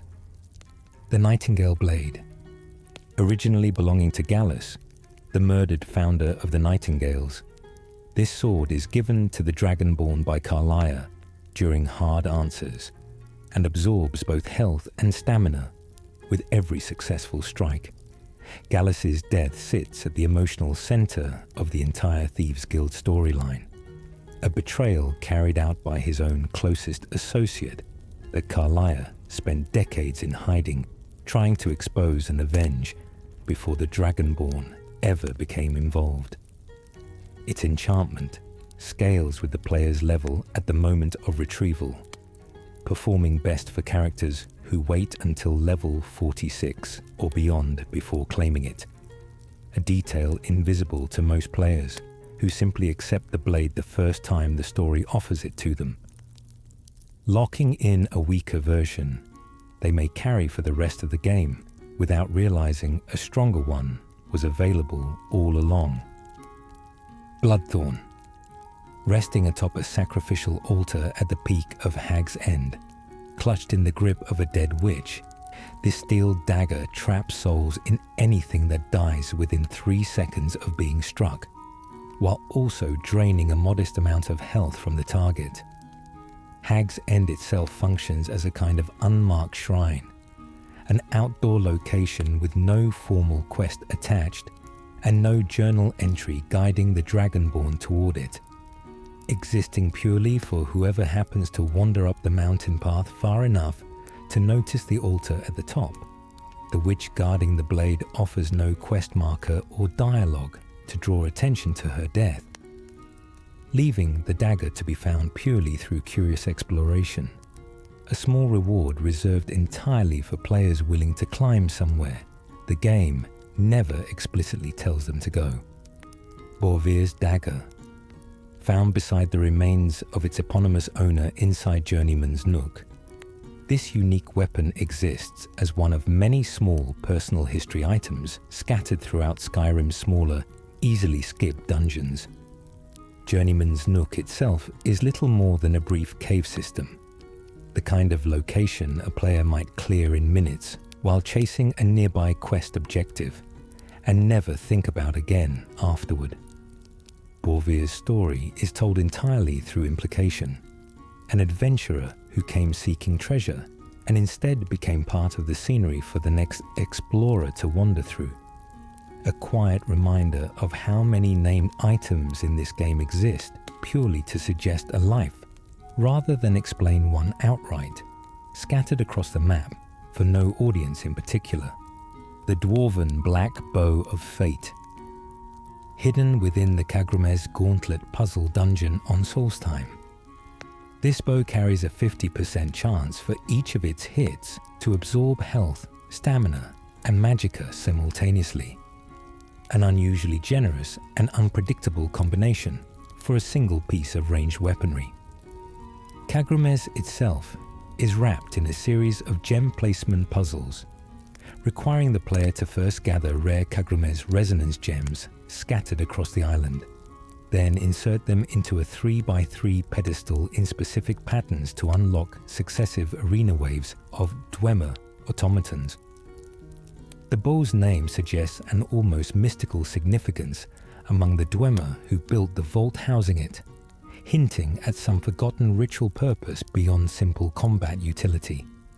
Most players either never gather enough resonance gems or struggle with the pattern sequences, meaning the bow waiting at its conclusion remains locked away from anyone unwilling to work through Kagramez's unusual requirements. Stormfang. Wielded by a Reaver Lord encountered in Brodir Grove on Solstheim. This enchanted steel greatsword carries frost-based properties fitting for a weapon held by one of the island's more territorial, hostile factions. Reavers as a group are scattered across Solstheim in small, disorganized bands, distinct from both the Reekling tribes and the more structured Skull villages, surviving through raiding and theft, rather than any settled community structure. Brodir Grove itself sits somewhat removed from the more heavily trafficked paths between Raven Rock and the island's major quest locations, meaning many players exploring Solstheim's main story content never wander far enough into its forested interior to encounter the Reaver wielding it, leaving the greatsword to sit unclaimed through entire playthroughs of the expansion. The Guildmaster's set, reserved exclusively for the Dragonborn's ascension to the head of the Thieves' Guild. This full armor set of hood, gloves, boots, and cuirass marks the formal completion of an entire faction storyline, replacing the Nightingale or standard Thieves' Guild armor a player may have worn for the majority of the questline up to that point. The transition into this role follows the exposure of Mercer Frey's long-buried betrayal, tying the armor's symbolic weight to a storyline about restoring an organization nearly destroyed from within by its own leadership, because so many players treat the Thieves' Guild as a secondary distraction from Skyrim's more prominent questlines. A notable percentage of completed playthroughs never actually reach the Guild Master title, leaving this entire outfit unclaimed, despite requiring no particularly obscure trigger beyond simple persistence, through to the storyline's natural conclusion. The Helm of Ingol. Found within Ingol Barrow, a coastal Nordic tomb easily mistaken for one of dozens of similar burial sites scattered along Skyrim's shoreline. This unique helmet carries the name of the location's eponymous occupant, a figure whose full story is never directly explained, but whose presence is felt through the tomb's unusually elaborate burial chamber. The barrow itself sits perched along a dramatic cliffside overlooking the sea, a visually striking location that nonetheless attracts far less player attention than its more famous Nordic counterparts like Bleak Falls Barrow. Ingol Barrow's relatively modest size and lack of a dedicated quest marker mean it's frequently skipped entirely by players following the main road between Windhelm and the surrounding holds, leaving this helmet among the more rarely claimed pieces of headwear in the base game. The helmet and gauntlets of the Old Gods, companion pieces to the armor of the Old Gods set. Discussed in Part 1, these individual items round out a full themed collection tied to the morally ambiguous choice of freeing Madanach from Sidna Mine rather than seeing him executed for his crimes against the Reach. The set's name and design evoke the old Reachman deities, the Forsworn still worship in secret. Predating the arrival of Talos and the Nine Divines by countless generations. The helmet boosts magicka while the gauntlets increase bow damage, an oddly specific pair of bonuses for armor associated with ancient, half-forgotten Reach deities, and because the entire set hinges on a single dialogue choice, many players never make. Both pieces remain locked away on the vast majority of save files, visible only to those willing to side with a man most of Skyrim considers a monster. General Tullius's armor. Worn exclusively by the Imperial Legion's commanding general, this cuirass becomes obtainable only at the conclusion of the Battle for Solitude, and only for players who have sided against him throughout the Civil War storyline by fighting for the Stormcloaks. Tullius himself represents the Empire's increasingly weakened grip on the provinces, a competent commander fighting a war he privately suspects cannot truly be won, given the Empire's broader struggles beyond Skyrim's borders. Its golden trim and ornate Legion symbols mark it as visibly distinct from standard Imperial gear, a small visual reward for completing one of Skyrim's 2 mutually exclusive political storylines, guaranteeing that any single playthrough can only ever produce one version of this particular piece of history, with the alternative path leaving Tullius alive and his armor permanently out of reach. Fine arm guards. Worn by Bryling, Thane of Solitude, these arm guards can only be obtained by killing her outright or through a specific pickpocketing perk, since she carries protected status for most of the game and cannot be casually robbed or murdered without consequence. Bryling herself appears only briefly throughout the main storyline, a minor noble whose loyalty and standing within Solitude's court make her an unlikely target for most players who never have reason to view her as anything more than background scenery. This connects directly back to the fur-trimmed cloak discussed in Part 1, since Bryling's brief window of vulnerability after the Dark Brotherhood's Bound Until Death represents one of the only opportunities in the entire game to claim either of these 2 items from her at all, a narrow overlap most players never realize exists. The Forge Master's fingers, earned through proving oneself among Orcish strongholds and being accepted as bloodkin. These gauntlets improve the quality of smithing and enchanting work performed while wearing them, a fitting reward given the deep cultural emphasis Orc strongholds place on craftsmanship and the forging of weapons worthy of Malakath's favor. Becoming bloodkin typically requires either completing a trial of combat or assisting the stronghold with a specific personal favor, a tradition that varies meaningfully depending on which settlement the Dragonborn happens to encounter first during their travels.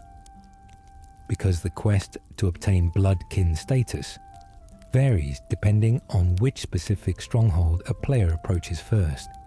Many players who befriend one Orcish settlement never realize an entirely different quest chain exists at another, each potentially leading toward this same reward through a different narrative path entirely.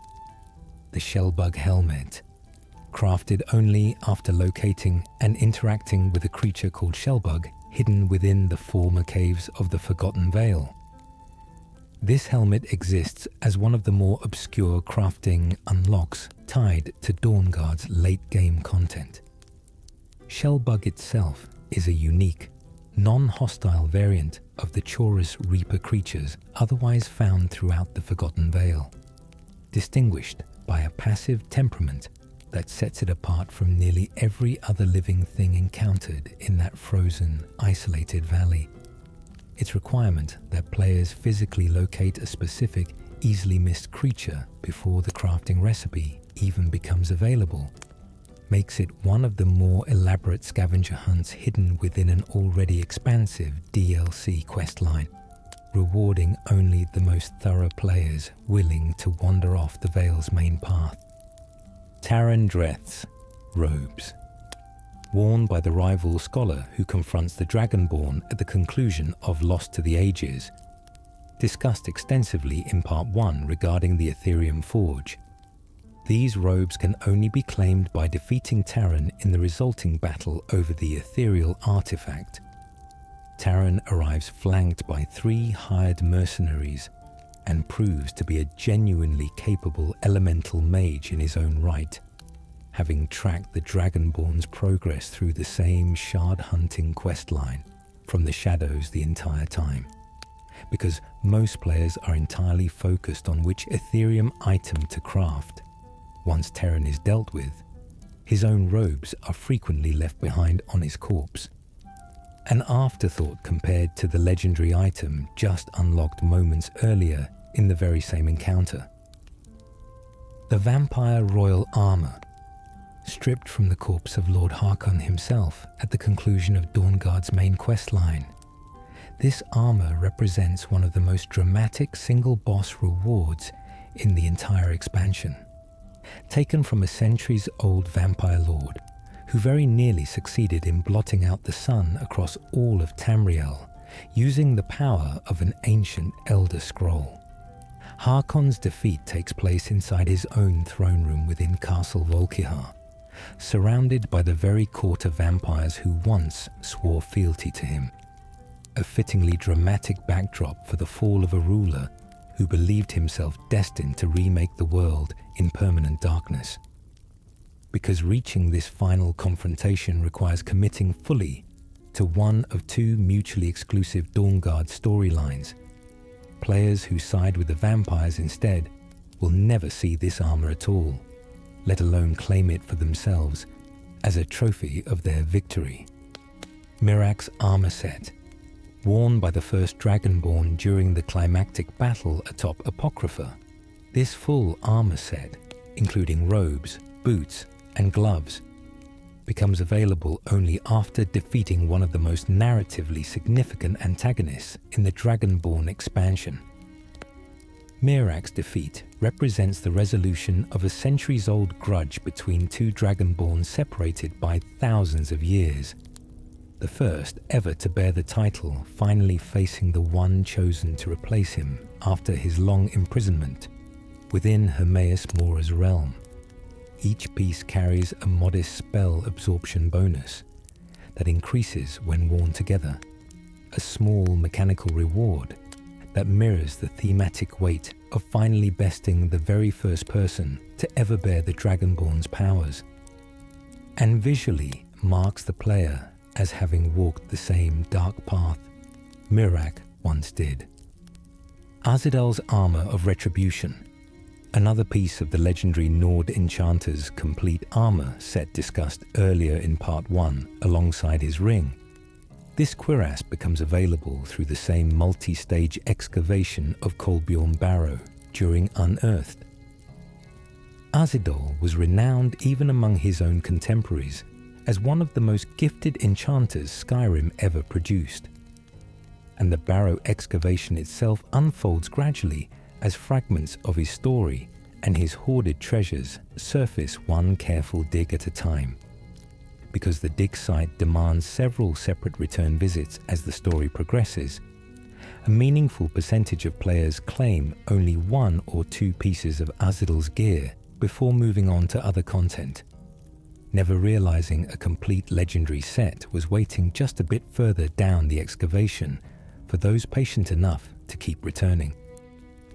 Dukan and Zakrisos, 2 more dragon priests scattered across Solstheim, each guarding a uniquely enchanted mask, offering frost or shock resistance alongside boosted spell damage of the corresponding element. Both priests serve the same general religious order as the dragon priests encountered throughout mainland Skyrim, though their specific roles and rivalries on the island remain largely unexplained, beyond brief environmental hints scattered through their respective dungeons. Dukan resides within Whiteridge Sanctum, while Zakrisos can be found in Raven Rock Mine during the final descent. And because Solstheim already asks players to track down Azidal and Mirak's own masks across the same general quest line, These two are frequently the ones left behind once a player feels satisfied with their existing collection of elemental headwear. The Dragonborn elixir lines. Beyond every item discussed so far, Skyrim's Dragonborn expansion alone contains dozens of crafting materials, leveled weapon variants, and themed potion lines. The elixirs of plunder, conflict, larceny, and keenshot among them, that exist purely as bonus systems layered atop the main quest content.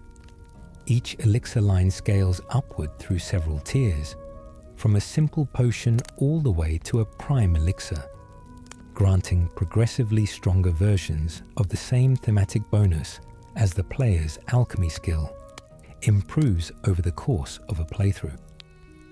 Most players never brew a single one of these named elixir lines, focusing instead on the central story, leaving an entire secondary crafting economy quietly unused in the vast majority of playthroughs, a hidden layer of game design built for a kind of player who rarely shows up in practice. The Madness Ore crafting line. Returning briefly to the unique materials introduced through the Saints and Seducers content discussed earlier. Smithing with Madness Ore requires both an extremely high smithing skill and the ebony smithing perk before any of its weapons or armor can even be forged at a standard workbench. Once properly tempered, items made from this material genuinely surpass the stats of Daedric and Dragonbone equivalents, making it one of the strongest gear progressions hidden anywhere in the game, despite its origins in what many players initially dismiss as throwaway bonus content. Because the ore's supply remains permanently limited, even after unlocking trade access with the wandering Khajiit merchant Risad, players must carefully choose which pieces to craft, a resource management puzzle most players never realize they're meant to solve at all. The Nerve Shatter Warhammer. Forged from a combination of Madness Ore and Amber, this unique Warhammer becomes available only after pursuing a specific quest chain, tied to the same Saints and Seducers content as Thorin's helmet discussed earlier. Its dual material composition makes it visually and mechanically distinct from anything else craftable elsewhere in the game, blending two of the rarest substances introduced through this particular piece of bonus content into a single devastating weapon. Its existence depends entirely on players first discovering the smithing knowledge needed to work with such exotic materials, locked behind a journal that must be read after defeating an entirely different arcane blacksmith elsewhere in the quest line, creating a multi-step dependency chain that loses most casual players somewhere along the way before they ever reach the forge. The spell tomes of Conjure Saint and Seducer, carried in sets by Thorin during his final confrontation beneath Solitude, these spell tomes teach the Dragonborn to summon their own Golden Saint or Dark Seducer allies, mirroring the very forces Thorin himself relies on throughout the fight to overwhelm intruders. These two Daedric servant types originate from Sheogorath's Shivering Isles, representing the dual halves of mania and dementia that define his entire chaotic realm. A piece of deep lore most players never connect to the underground battle taking place in Solitude's sewers. Because these tomes only drop from a single named enemy tied to optional content, the ability to summon these specific Daedric servants remains one of the rarer conjuration options many players never realize exists within the game at all. The Wax Key, a specialized lockpicking perk tied indirectly to unlocking early access to Gildenhall Barrow, discussed extensively in Part 1 regarding the Deathbrand treasure hunt. This mechanic allows sufficiently skilled players to bypass the normal level requirement that gates the questline behind reaching character level 36. The perk itself functions as a small reward for investing heavily in the lockpicking skill tree, rather than waiting passively for the story to naturally unlock new content through leveling alone. rewarding a build choice many players overlook in favor of combat-focused skills. Most players never realize this shortcut exists, assuming the barrow remains permanently sealed until their character has leveled high enough through entirely separate means, when in fact the right perk investment can grant entry far earlier than the game otherwise intends.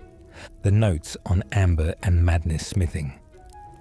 Looted from Thorin's hidden workstation beneath Solitude, this written note serves as the key that unlocks an entirely separate quest line leading to Mistwatch, where an arcane blacksmith named Ivethra holds the deeper secrets of working with both Amber and Madness ore.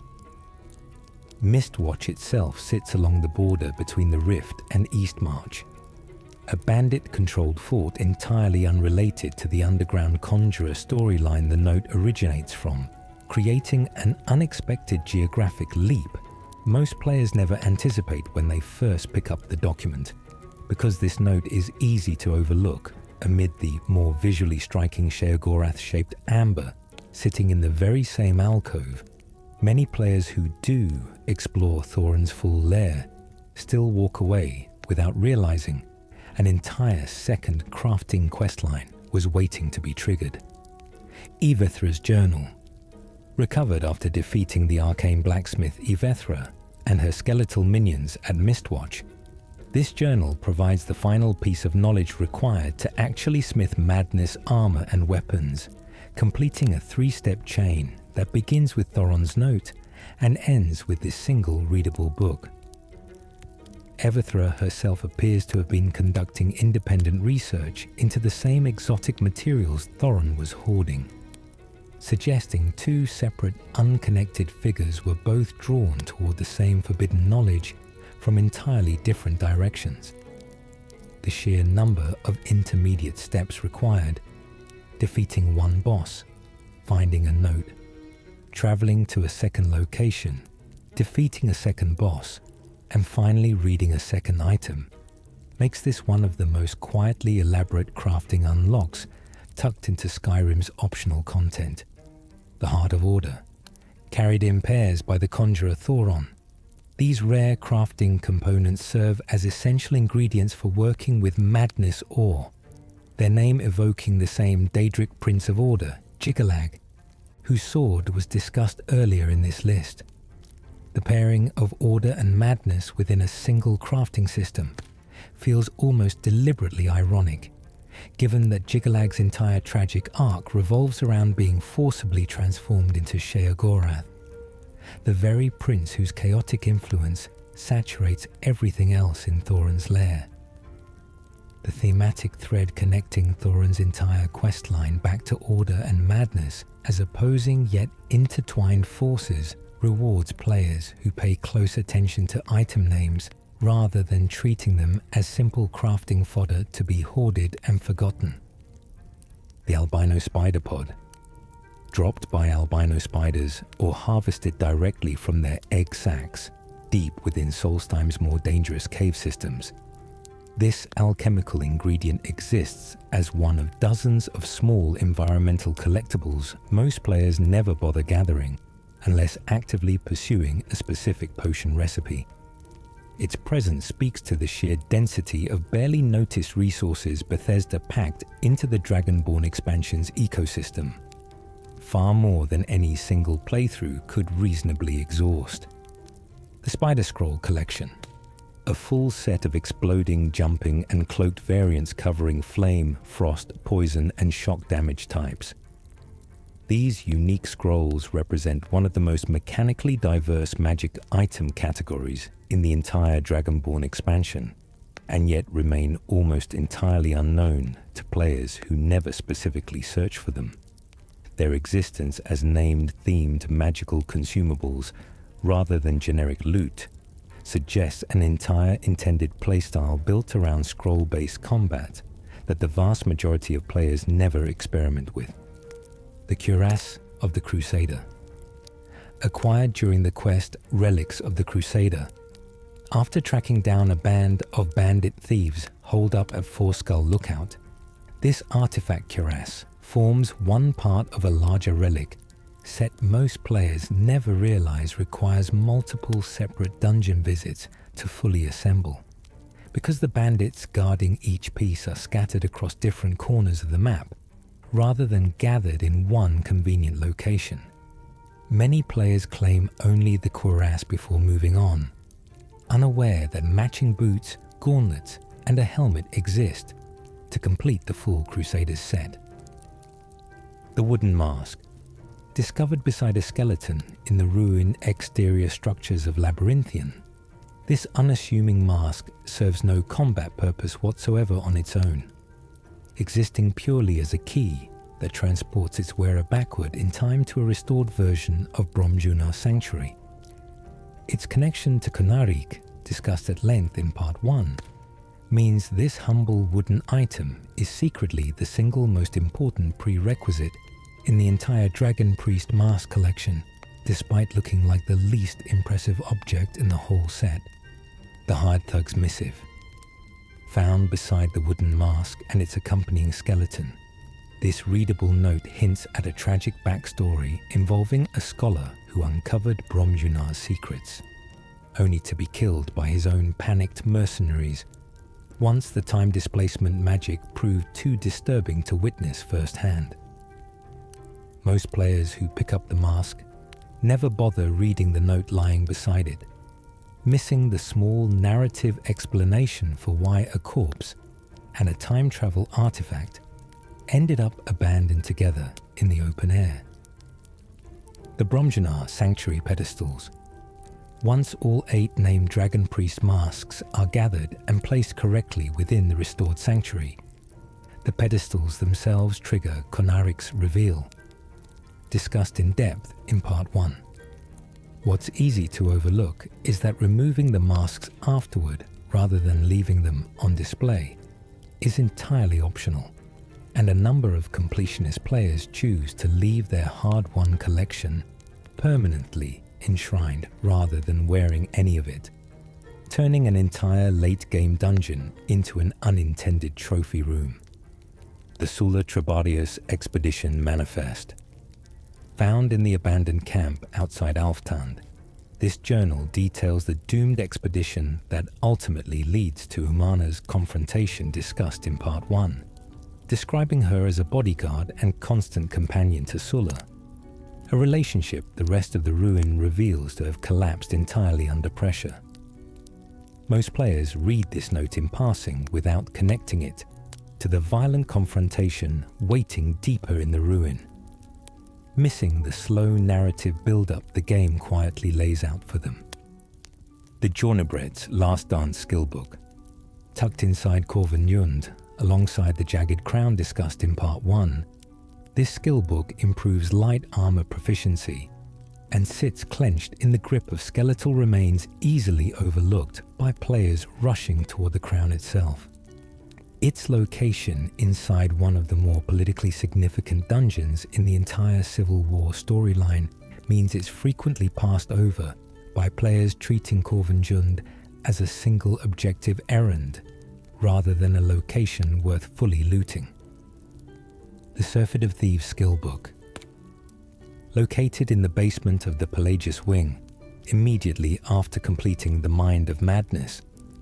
Discussed earlier regarding the Wobberjack, this lockpicking skillbook sits just beyond the quest's natural ending point, in a room many players never bother visiting since the main objective has technically already concluded.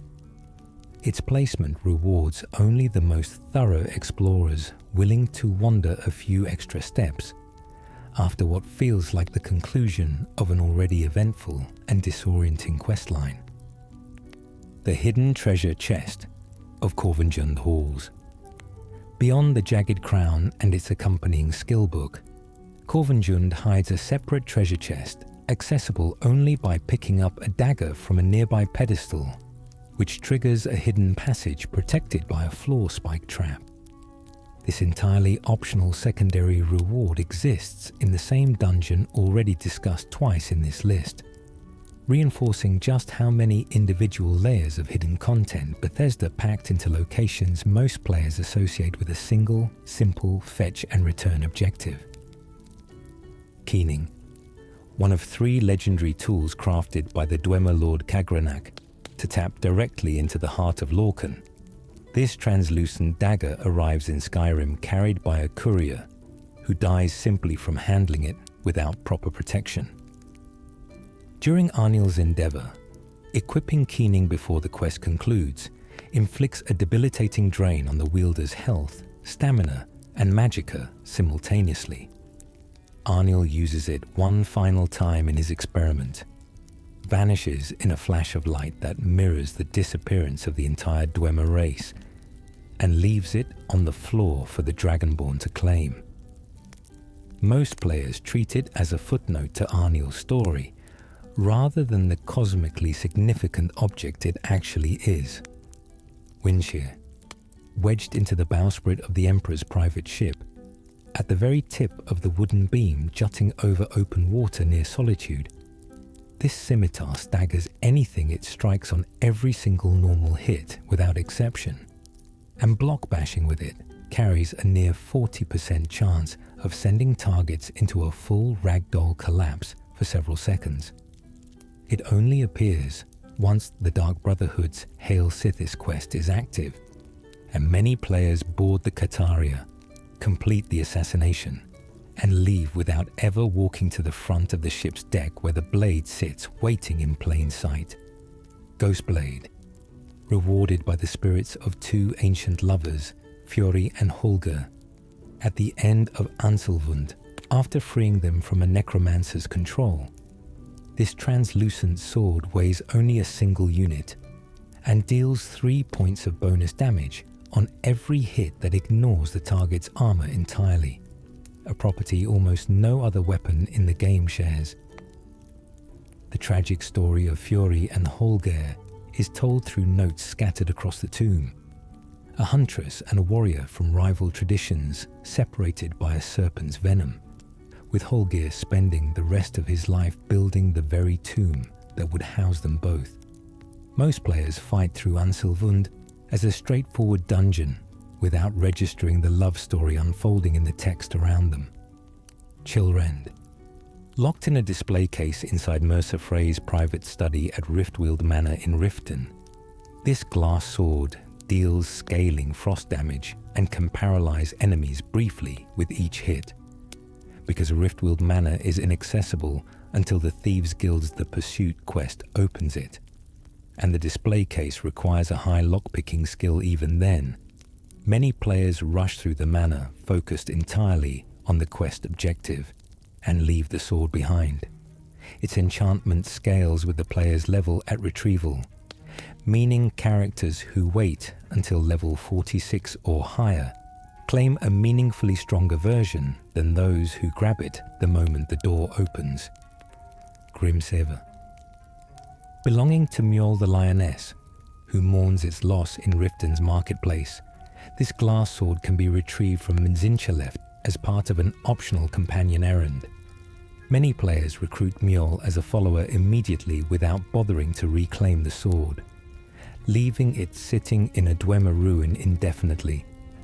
Completing the errand is one of Skyrim's rarer examples of a purely social reward, genuine gratitude rather than a gold or experience payout, and once Mjol becomes a companion, the sword can be lifted from her inventory anyway, meaning a persistent player ends up with both. The Longhammer, resting on a table beside the impaled corpse of its former owner, Rard. In the depths of Leia's retreat, this orcish warhammer swings 30% faster than any other warhammer in the game, a speed increase that changes its feel entirely. Because it carries no enchantment, it can be enhanced freely at an enchanting table, making it potentially the strongest two-handed weapon in the game for a character with the right perks and soul gems. Most players exploring Leia's retreat push straight through looking for loot without stopping to check the stats on what appears to be a generic orcish warhammer lying on an unremarkable table. Trollsbane, found on the corpse of Frofnir Trollsbane somewhere between Cradlestone Tower and Valtum in the Reach. This steel warhammer deals 15 points of fire damage exclusively against trolls, a narrow enchantment that does absolutely nothing against any other creature. Its hyper-specific design makes it feel like a hunter's personal tool, rather than a general weapon, something crafted for one purpose, and one purpose only. And the fact that its owner died carrying it in Troll Country suggests the warhammer either failed him at the critical moment, or simply wasn't enough. Angie's bow, carried by a reclusive archer named Angie, who lives alone in a mountain camp south of Falkreath. This hunting bow is earned only by completing all 6 of her archery training challenges during the unmarked quest, Composure, Speed and Precision. Angie fled to the mountains after taking revenge on 2 drunken Imperial soldiers who had killed her family, and her entire story is told through optional conversation rather than any journal entry. The bow itself carries no enchantment, but Angie gives it with the quiet weight of someone parting with a piece of her past. And most players who visit her camp never stay long enough to exhaust her training exercises and earn it. The Rueful Axe, the alternate reward in the Daedric quest. A Daedra's best friend, this battle axe is obtained by killing Barbas, the companion dog of Clavicus Vile, rather than accepting the mask discussed earlier. It deals stamina damage with each hit, but crucially does not count as an official Daedric artifact toward any achievement or completion checklist. A detail hidden from the player at the moment of choice.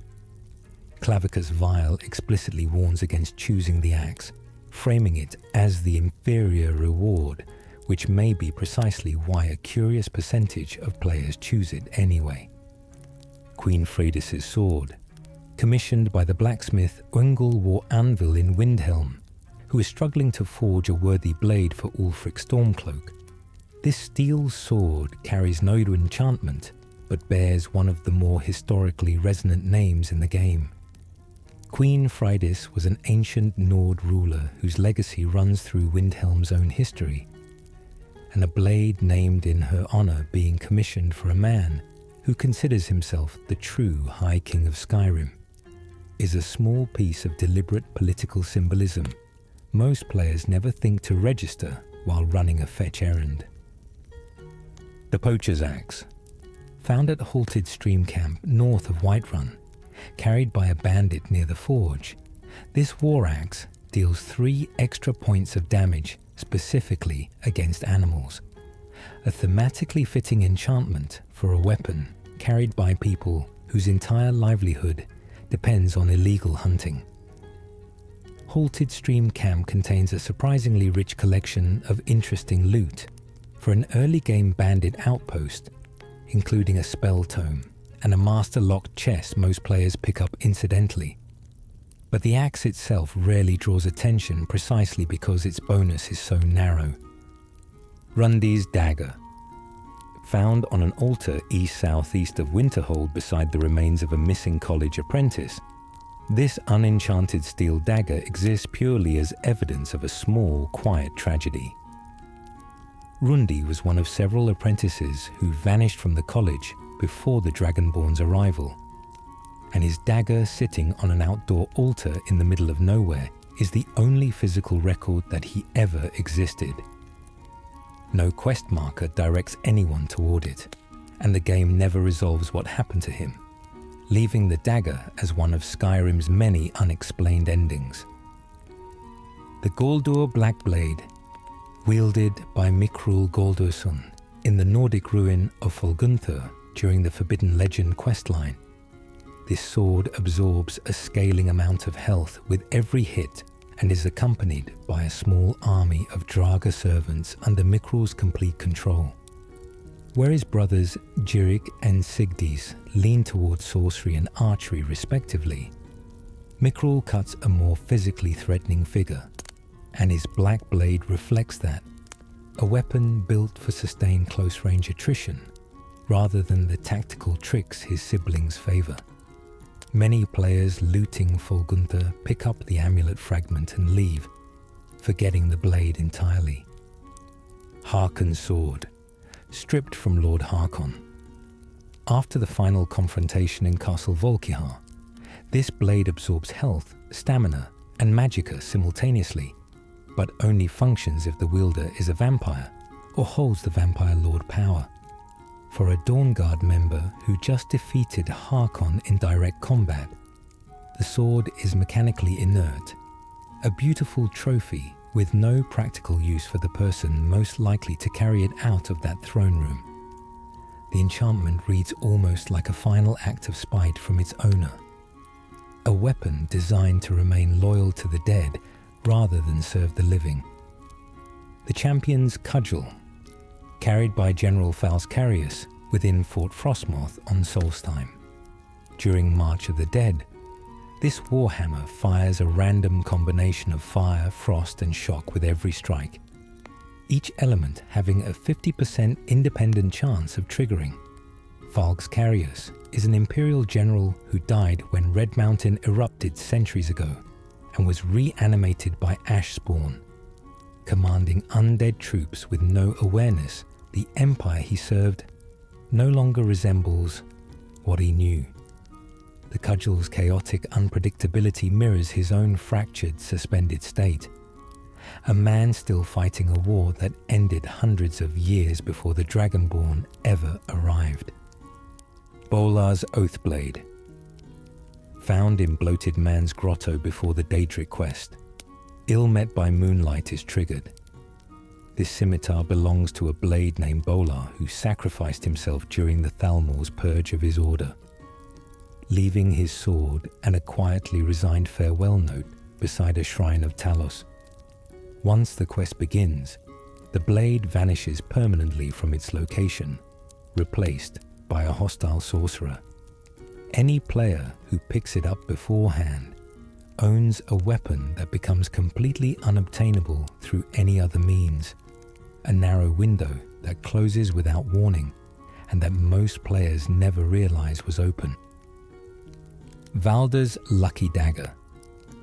Given by a hunter named Valder as a reward for helping him through Moss Mother Cavern after his companions were killed by Spriggans, this steel dagger carries a 25% critical hit chance, the highest of any weapon in the base game. Valder sits injured at the cave entrance with no quest marker, findable only by players who stop when a wounded man calls from the tree line. Most people help him out of simple decency, without realizing the dagger he hands over is numerically one of the best assassination tools the entire game contains. The Pale Blade, carried by a Khajiit named Rajir at the bottom of Frostmere Crypt. This frost sword causes fear in whatever it strikes alongside its damage, turning combat into retreating chases rather than straightforward fights. Rajir's journals, scattered through the dungeon, tell the story of a man driven to steal the blade from its altar by whispers he attributes to the sword itself, his entries growing shorter and more fragmented as he moves deeper in. The pale lady who awakens when the blade is disturbed is never fully explained, leaving open whether she appeared because of the theft or had simply been waiting all along for someone careless enough to touch it. Alessandra's Dagger, carried by a priestess of Arcane named Alessandra in Riften's Hall of the Dead. This unenchanted dagger is part of a small errand requiring delivery to a man in Windhelm, though the more famous Calcelmo is in Markarth, and the confusion sends many players to entirely the wrong city. The dagger holds no combat value at all, its only weight being the quiet story attached to it, a young woman asking a stranger to deliver something she no longer has the courage to bring herself. Items like this sit at the opposite end of Skyrim's design from Daedric artifacts, existing solely to make two people feel like people, rather than quest markers. The Lunar Weapons. 4 different weapon types at Silent Moon's camp carry an enchantment called Lunar, which charges them with fire damage, but only at night. leaving them completely unenchanted during daylight hours. The camp itself sits northwest of Whiterun and looks like a standard early-game bandit location. Nothing about its exterior suggesting any connection to the moon cycles the weapons inside are built around. Because the enchantment is disenchantable, a persistent player can strip the effect and apply it elsewhere, but most players clear the camp in the first few hours of a playthrough, and never investigate the weapons closely enough to notice their enchantment description changes depending on the time of day. Shavi's Amulet of Zenithar, stolen from an Argonian dock worker named Shavi in Windhelm's Argonian assemblage. This amulet is part of a small errand quest requiring it to be recovered from a bandit camp and returned to her. Shavi is notable for being one of the most relentlessly good-natured characters in a city that treats Argonians with open contempt, working on the docks in the cold and still expressing sincere gratitude for small kindnesses. Returning her amulet earns nothing but thanks and a boost to speechcraft, a reward that feels deliberately modest for a quest built around one of Skyrim's quieter portraits of dignity under difficult circumstances. The Runed Lexicon, a Dwemer data device recovered during discerning the transmundane, and used to transcribe information directly from an Elder Scroll. This rectangular artifact exists entirely outside the usual categories of weapon, armor, or jewelry. It serves no function as an item the player actively uses and cannot be equipped or sold, yet it remains in the inventory permanently after the quest concludes, an inert piece of Dwemer engineering that once held knowledge significant enough to require an Elder Scroll to fill it.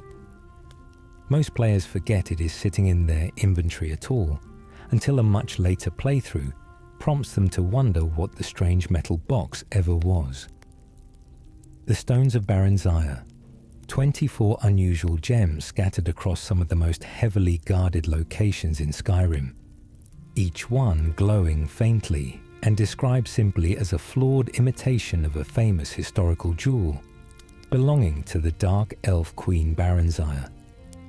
Collecting all 24 and returning them to the Thieves' Guild completes no stone unturned, granting the Prowler's Prophet passive ability that fills gem drops throughout the world.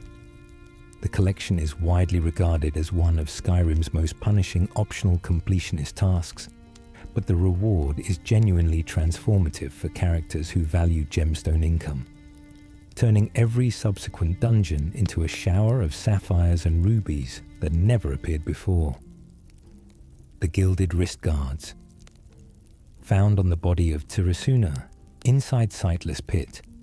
These light armor braces fortify both one-handed and archery damage, an unusually generous dual bonus that would make them a strong choice for any hybrid warrior build, because Sightless Pit is a Fulmer cave with no connected quest, no map marker pointing specifically to Tirasuna, and nothing in the surrounding environment to suggest an unusually well-equipped opponent waits inside.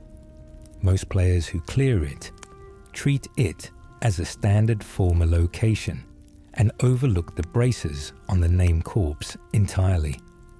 The Bow of the Hunt, resting on an altar at the back of Clearspring Cave alongside the skill book Vernacus and Borlaw. This hunting bow deals 20 points of bonus damage, specifically against animals, the highest animal damage bonus of any bow in the game. The pairing of a skill book and a uniquely enchanted bow on the same altar is deliberate, a small reward tucked into a cave with no quest marker attached, findable only by players willing to wander into an unremarkable location off the beaten path, with no promise of anything waiting at the end. Roggy's Ancestral Shield, a modest steel shield belonging to a debt-ridden miner named Roggy Knotbeard in Kinesgrove, stolen from him and lost in a dungeon. This item carries nosy enchantment and no combat advantage over any other shield of its type. Recovering it for him produces one of the quieter friendship exchanges in the game. An ordinary man getting back an ordinary object that meant something to his family, rather than to anyone else. Skyrim's named items exist on a long spectrum from cosmically significant to purely sentimental, and Roggy's shield sits firmly at the sentimental end. A small reminder that not everything worth finding has to be powerful. The Amulet of Talos variants. Several named unique versions of the Amulet of Talos exist beyond the generic copies found throughout Skyrim, including Rarex inscribed amulet, found during compelling tribute, and a version worn by Thorold Greymane that becomes accessible only through a specific questline, tying directly into the Civil War's human cost. Each variant carries the standard enchantment reducing shout cooldown by 20%, but their personal ownership marks them as artifacts of individual faith, rather than mass-produced religious goods. Small reminders that the worship of Talos was never abstract doctrine to the people who practiced it, but something intensely personal, carried close to the body and hidden carefully from the Thalmor agents hunting for exactly these objects throughout every hold in Skyrim. Because several variants are quest-locked behind storylines, many players either miss or leave unfinished. And because the standard amulet version looks visually identical, most players never realize they are carrying something distinctly different. The Nightingale Bow, given by Carlia as a reward for completing the Thieves Guild quest Blindsighted. This bow deals frost and shock damage simultaneously and slows its target, a triple combination that makes it one of the most functionally versatile ranged weapons in the game. Like the Nightingale Blade discussed in Part 2, it scales with the player's level at the moment of retrieval, meaning a character who claims it early locks in a permanently weaker version. Because Blindsighted arrives late in the Thieves Guild storyline, most players who reach it are already invested in their build and grab the bow without thinking about timing, never realizing the same weapon would have been noticeably stronger if they had simply waited a few more levels before accepting it from Carlia's hands at the end of a questline defined entirely by patience and delayed trust.